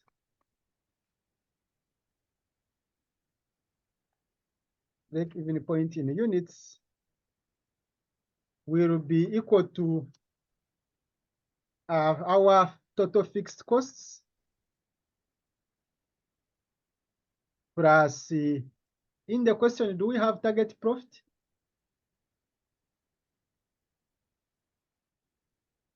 For Roman 1, at this point, we don't have target profit. It is on Roman 4, so you cannot bring it here on Roman 1. So it is just fixed cost, weighted average contribution per unit. Here you are not going to put unit contribution because you see that in the question you have sales mix. So what you're going to do is to draft again this table. But as you draft, we have product what and what? We have product X, Y, and Z. We have product X, Y, and Z. Do we have unit selling price? Unit selling price. Because we know that colleagues weighted average contribution per unit is equal to unit contribution times sales mix. So we needed to get unit contribution. But first observe the question clearly and see whether you have unit selling price. Since our information, they told that this is cost per unit and this is selling price. So it means that life is easier. It can be complicated when you have total sales. If you have total sales, you will need to first get total contribution. After getting total contribution, you now get unit contribution by dividing with the number of what? You divide it with the number of units. But here life is easier. We can start with unit selling price. What is for? This is what I have. You tell me when I go this side. The first one is how much? 30. Then this side? 25. 25. Then next? 16.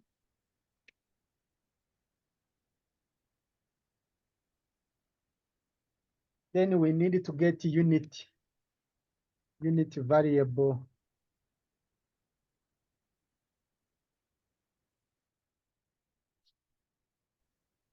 Unit variable costs.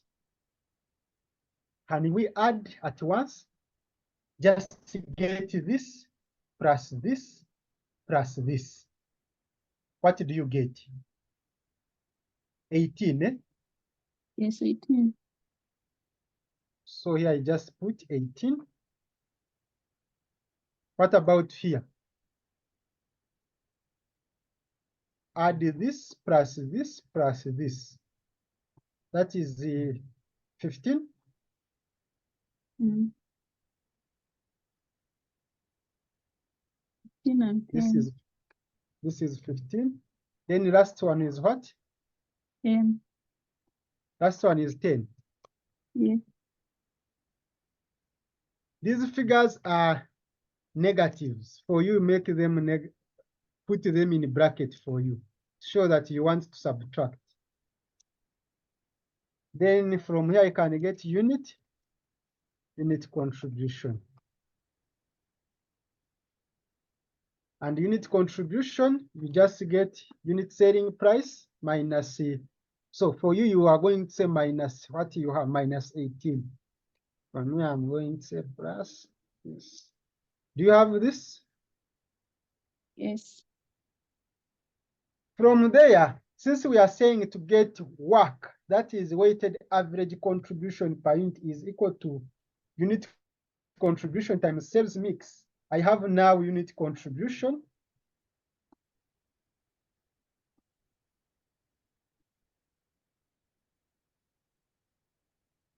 I have unit contribution. I can put here sales mix. For X is what? You now for sales mix, put it get 2 over 2 plus 4 plus 4. What do you get? 10. 10. So we add. Get 2 divided by 10. 2 divided by 10. What do you get? 0.2. Here we multiply by 0.2. Then here, what do you get? 4 divided by 10. 0.4, 0.4.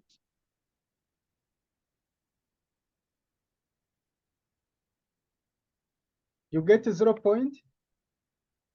0.4. Then here, what do you get? Also 0.4.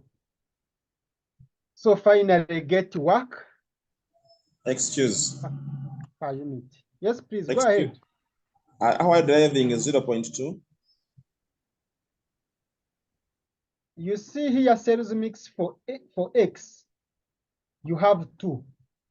So you get this 2 divided by the overall total. Overall total 2 plus 4 plus 4, that is 10. So if you get 2 divided by 10, you get 0.2. If you get 4 divided by 10, you get 0.4. If you get here 4 divided by 10, you get 0.4. So here, when you're multiplying, always use decimal points. Always use decimal points. First convert. So how do you get work? We said it is unit contribution times sales mix. Unit contribution times sales mix.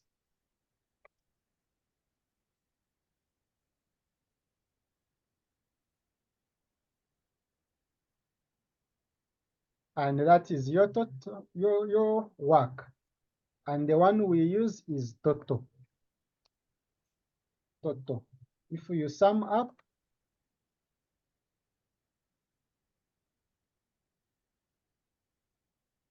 this is the one we are interested in. So substitute in your formula, break-even point in units will be equal to your fixed cost. How much? You have total fixed costs. Oh, get this plus this plus this. But these are costs per what? Are you saying that, colleagues? Unit. These are costs per unit. So it means that here it is not the overall amount. So first get total fixed costs. Get this times this times this times this. Then you tell me the total. Excuse me. Yes, please. I'm lost. How are we getting the unit variable cost? The negative 18, negative 15, and negative 10. And then the unit contribution. This is cost per unit. Under cost per unit, you have direct materials, you have direct labor, you have variable overheads. And we know that variable costs contains direct materials, direct labor, and variable overheads. So we are getting this plus this plus this to get our unit variable cost.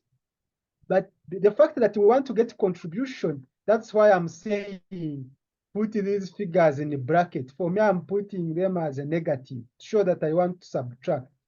Because I know that to get unit contribution, you get unit selling price minus unit variable cost. Are you fine now? Yes, thank you. So colleagues, what is your total fixed cost? 60 million. Someone is saying 60 million. I'm waiting for another person to confirm whether it is 60 million. Remember, we are getting this times this. Then plus this times this.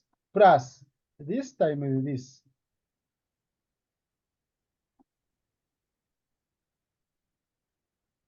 So someone is saying 60 million.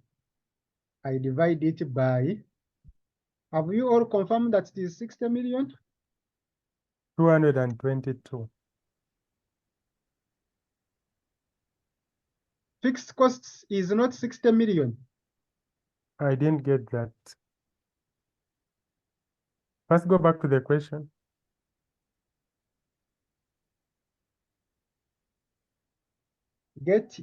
you can first neglect 3 zeros. Just get 80 times 400, then add 50 times 200, add 60 times 300. What do you get? Yeah, she's correct. I'd put 3,000 instead. Okay, so the answer is 60 million. Eh? Mm.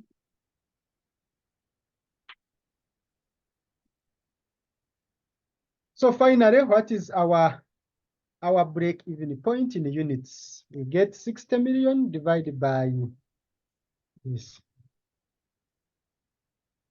Why are you using 0.2, 0.4, 0.4? If you as your bachelor instead of 2 to 4 to 5, you see what you are listing there is just the ratio 2, 2, 4. You see what you're trying to mean is that 2 corresponds to A, then 4 corresponds, rather 2 corresponds to X, 4 corresponds to Y, then another 4 corresponds to Z. But here we are trying to combine. Remember, at the end of it all, you see that we want to use this. We want to use the overall total. We want to use the overall total.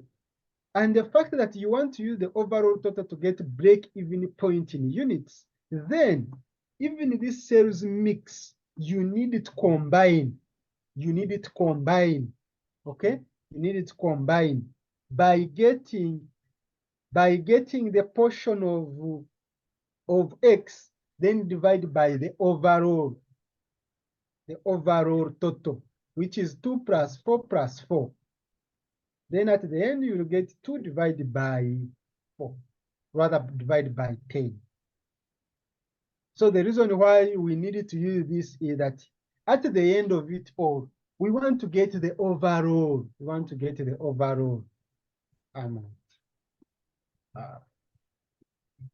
So units we should not put decimal points when it comes to units. So this is approximately to this. That is Roman 1. We go to Roman 2. Roman 2.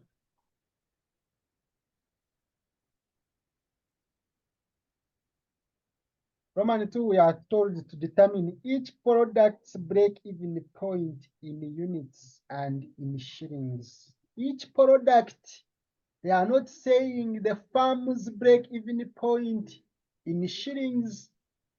You have the firm's break-even point in units. You have the firm's break-even points in units.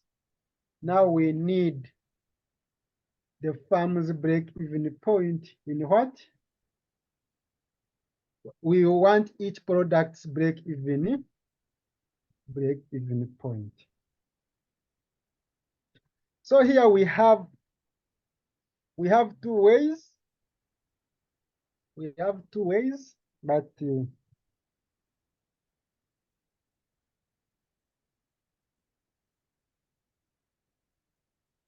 have 2 ways, but let's just start. Let's just use this. Since here we have sometimes you can find that they started by saying you get break-even point. This is, you add the word firms break-even point. Here you are looking at the overall, how many units, how many products can you actually sell to break-even point. Then here they can say the firm's break-even point in shillings. They can also ask you that. These things we do here. You will go to another person, he will tell you another method. But at the end of it all, you will find that you are having what? The same answers. So just for you understand. It's a matter of just understanding, and you will be good to go. You have X, you have Y, you have Z.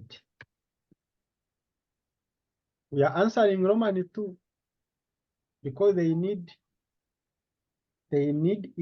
each product's break-even point in units and in shillings.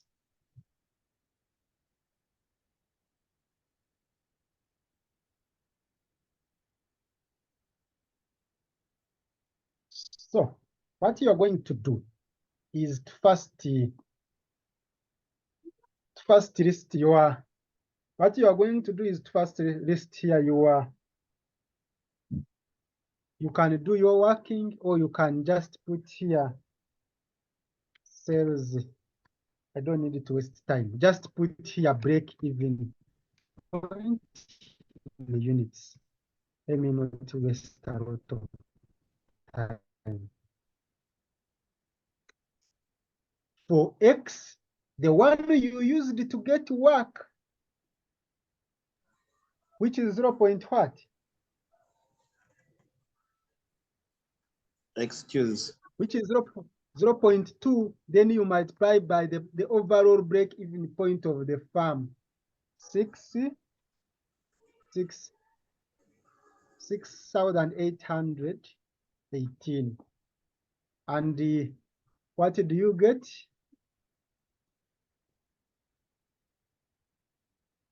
I get this, then times this. That's what you have. Yes. Then from there you can get break-even point in shillings by simply getting this unit, these units, and multiply by unit selling price for product X. So it is this figure times the unit selling price. For X, it is that. So that's what I have. And you are getting, you see, you are answering 2 questions at a go. Break-even point in units and break-even point in shillings for each product. Do the same. Get 0.4 for Y. What was our sales mix here? 0.4. 0.4. Multiply by the farm's break-even point in units. And what do you get? 7.7. That's what you have. Mhm. Here, let's make it a whole number. Then to get break-even point in shillings, you get break-even point in units times the unit selling price for product Y, which is 25,000.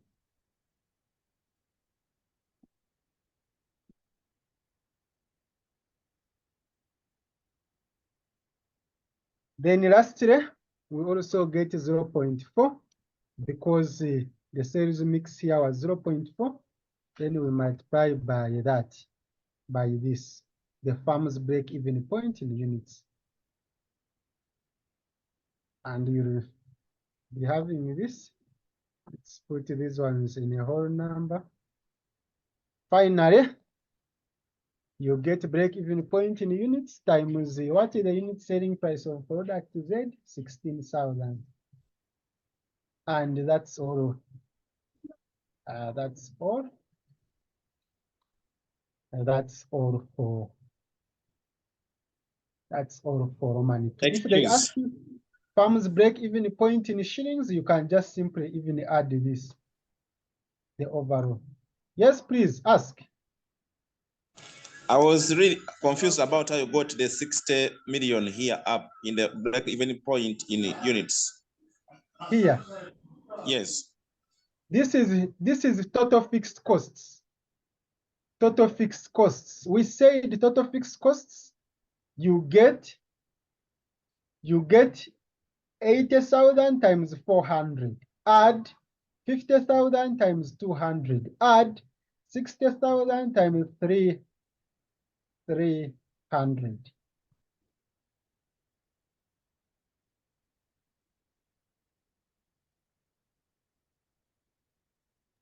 Thank you. Are you getting now 60?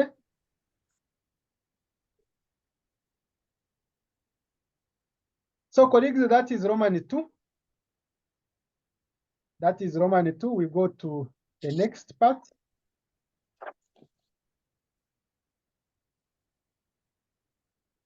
We go to the next part. Roman 3. Roman 3.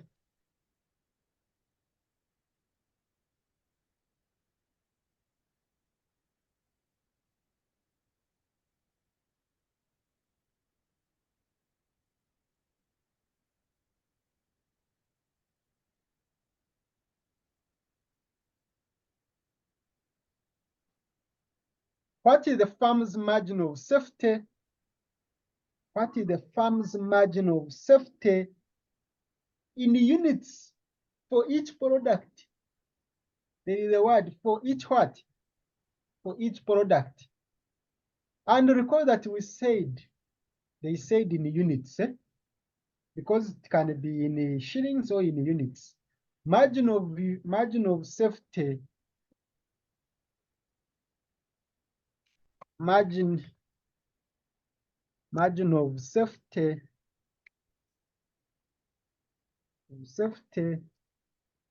in units will be equal to, it can be budgeted units or actual units, depending on what you are given in the question. Actual units. Then you subtract. But if you're given actual, use actual. Then minus break-even point in units. And since they are saying for each product, I can put here X, I put here Y, I put here Z. I start with the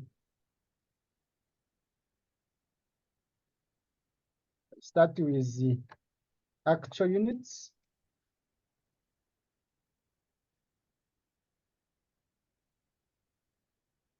Then here I put break-even point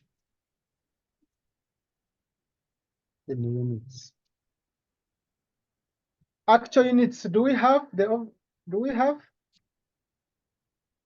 Or budgeted units, depending on what you have in the question. You see in the question they said units produced and sold. Are you seeing that? So that is what you are going to record. Yeah, you record. Yeah, the first one is how many? 400. 400. 200 and 300.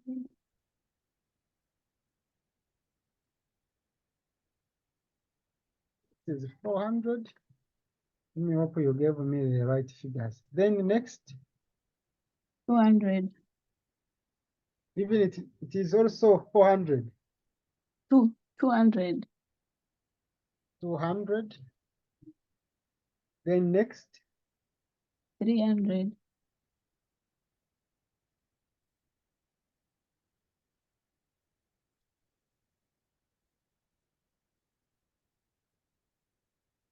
300.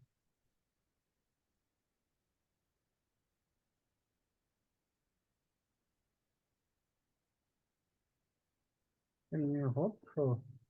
I think it was just typing error here. It should be 4,000. 4,000.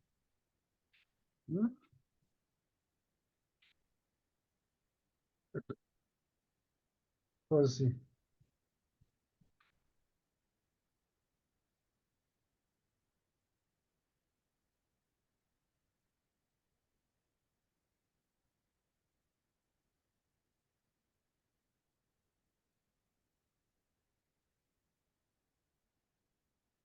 what is the firm's margin of safety in units for each product?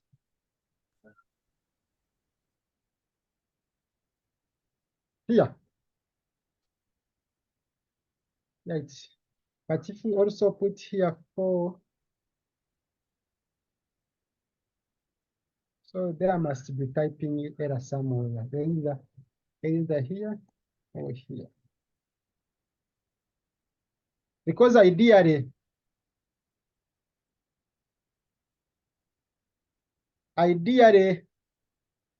the formula is budgeted units or actual units minus, or if you want to use in shillings, or yeah, after doing this, we could put margin of safety. Or if you want, if they have asked you in margin of safety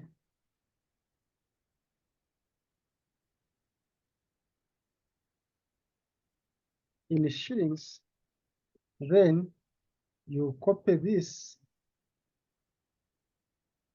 This is X, this is Y, and this is Z. Then here you put actual, you put revenue, and here you put break-even point in shillings. Let's see if we do this. Then here you put margin of safety.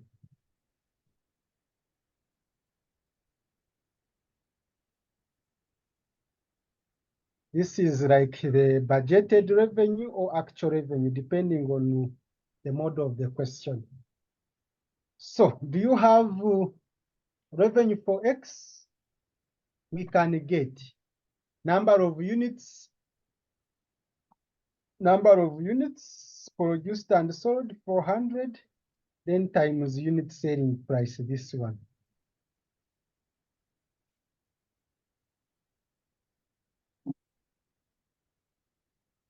How much do you get? 400 times 30,000. 400 times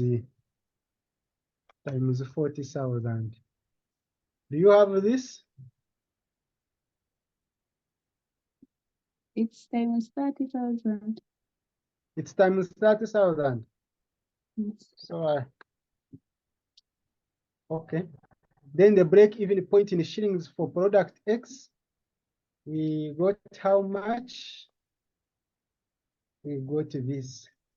So you see somewhere these things are not corresponding. If you see that actually you are getting a margin of safety in negative. It should not be that. And we don't start with break-even point. No, we don't start with break-even point. We always start with, you recall the formula. You recall the formula. We always start with either the actual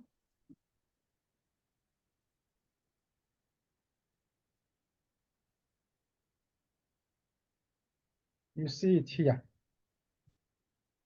Total sales, that is if you are looking at the overall, for the overall company, not each product. Total sales minus sales at break-even point. So it means, I don't know why these values are too much.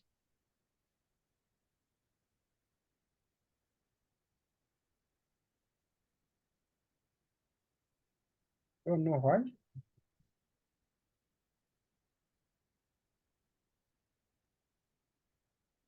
There must be a typing error somewhere. There must be, but know the concept here. Know the concept. There must be a typing error in the question.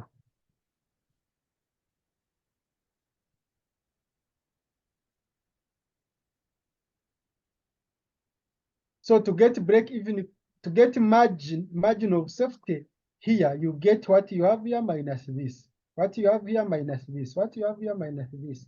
What you have here minus this. What you have here minus this. What you have here minus this. So you see the break-even points we have are greater than the actuals, which is not practically true.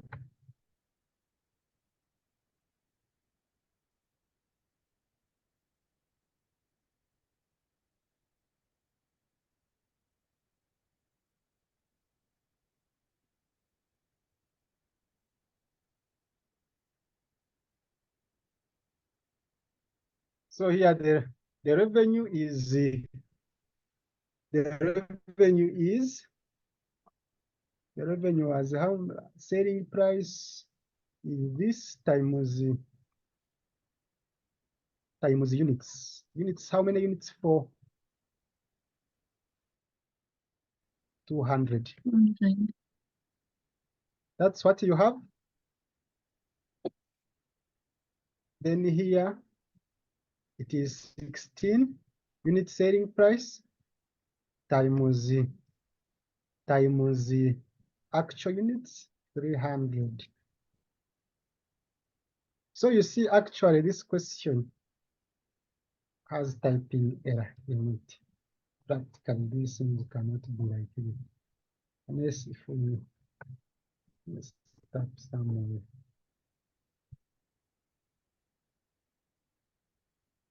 So if we want margin of safety, get this minus this, this minus this.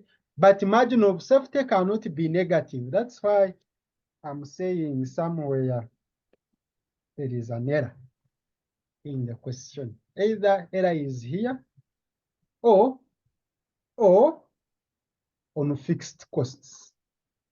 Error may be here. Error may be here.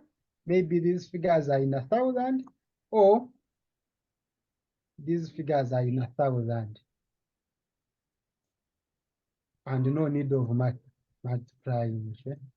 So, but for now, understand the concept. Okay, isn't it? So lastly, Roman 4. How many units of product X, Y, and Z should be produced and sold for the firm to achieve a target net profit of 80? How many units? Now they are asking you to repeat this. You need to first get the product, the firm's break-even point.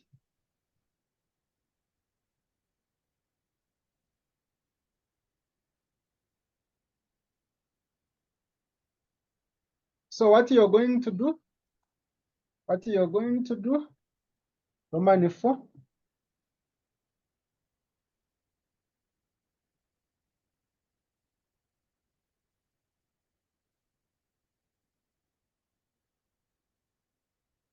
Roman 4.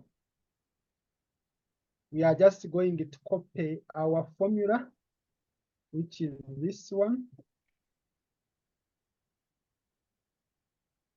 We first say from this.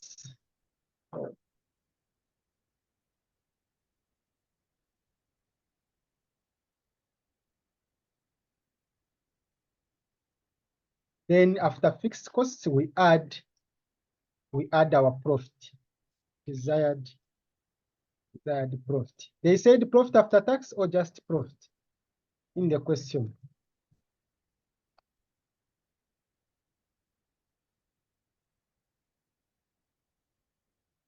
They said a target net profit of this. So here you cannot bring in the tax rate.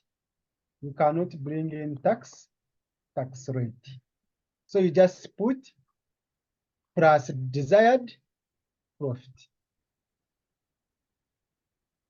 So if you do that, what do you get?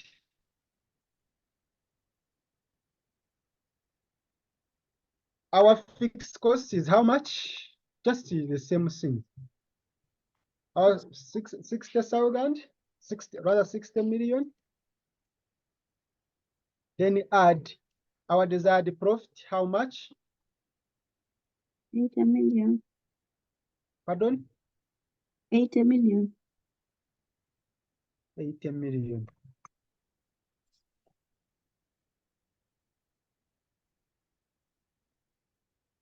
Then we divide by our work per unit. It is this, no?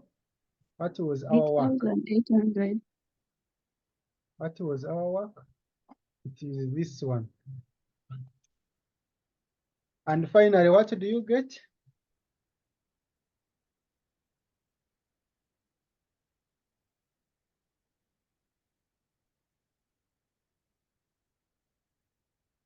What do you get? What do you get? 15,900,000. What? One by one?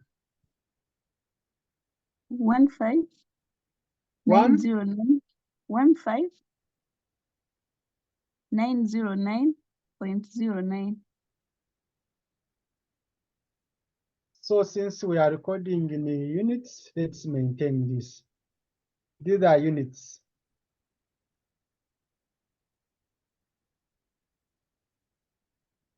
Once you get this, remember the question is saying you get what? The question is saying how many units of product X, Y, Z should be produced and sold. So it means you are just going to construct this after your break even, you are going to construct this. But you don't need this last column. You just need this.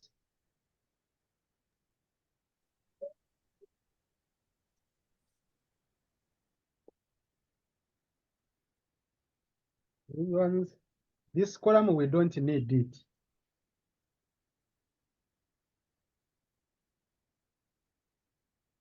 Oh.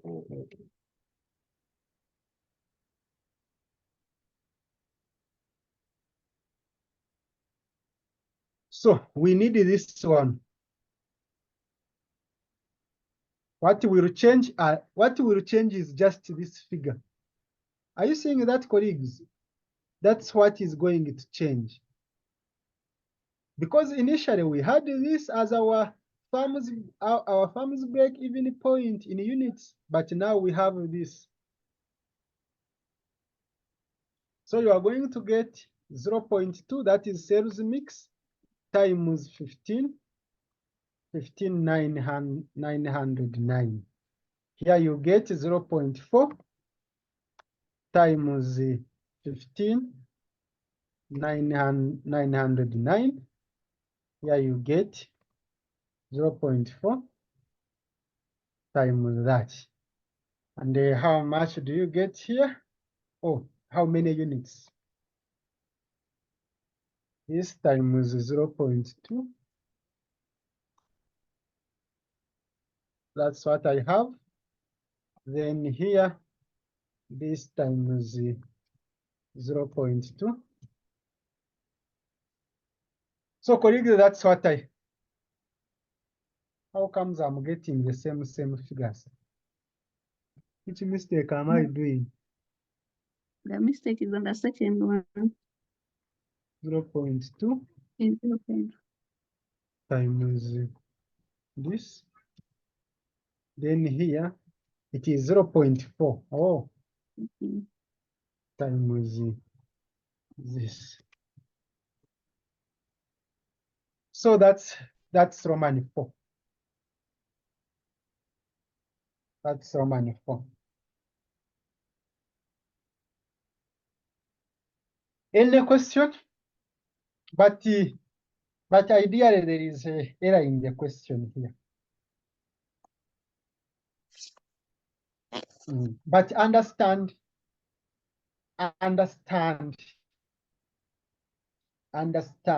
the concepts clearly. Understand the concepts clearly. Any question?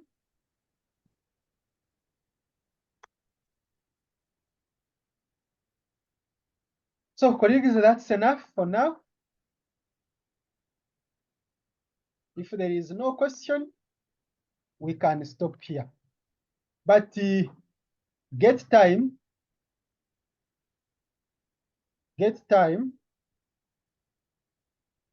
and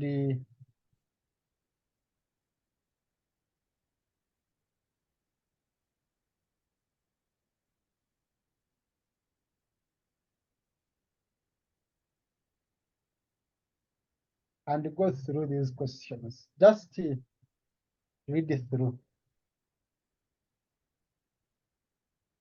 and try.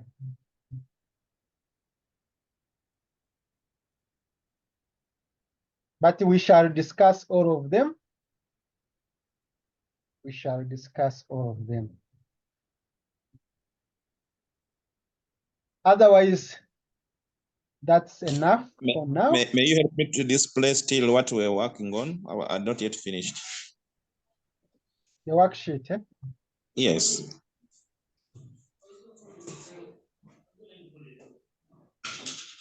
Where are you?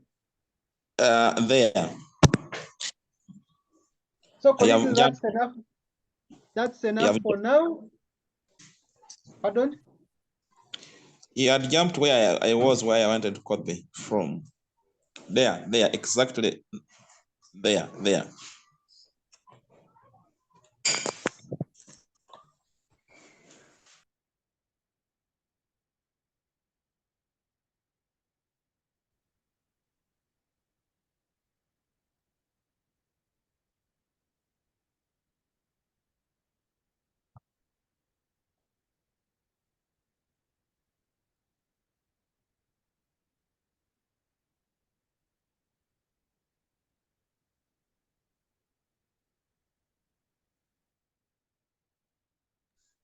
Some questions still? Yes, please, go ahead. The margin of safety in shillings. Are Yes. we like subtracting also this one, the revenue from the Yes, BP? this is the formula. Yes, this is the formula. Okay. But still, as you said, from the other above one, also it's a little bit having a negative. Yes, that's why I said it. It seems either in the question our actual units are wrong. You get? Okay. They must be in a south and not just 400, 200. You may find that it may be because of typing errors. So go to 00. Okay. May you help me to scroll a little bit down now, because that's more. That last one is where I am. Yeah, that one, yes.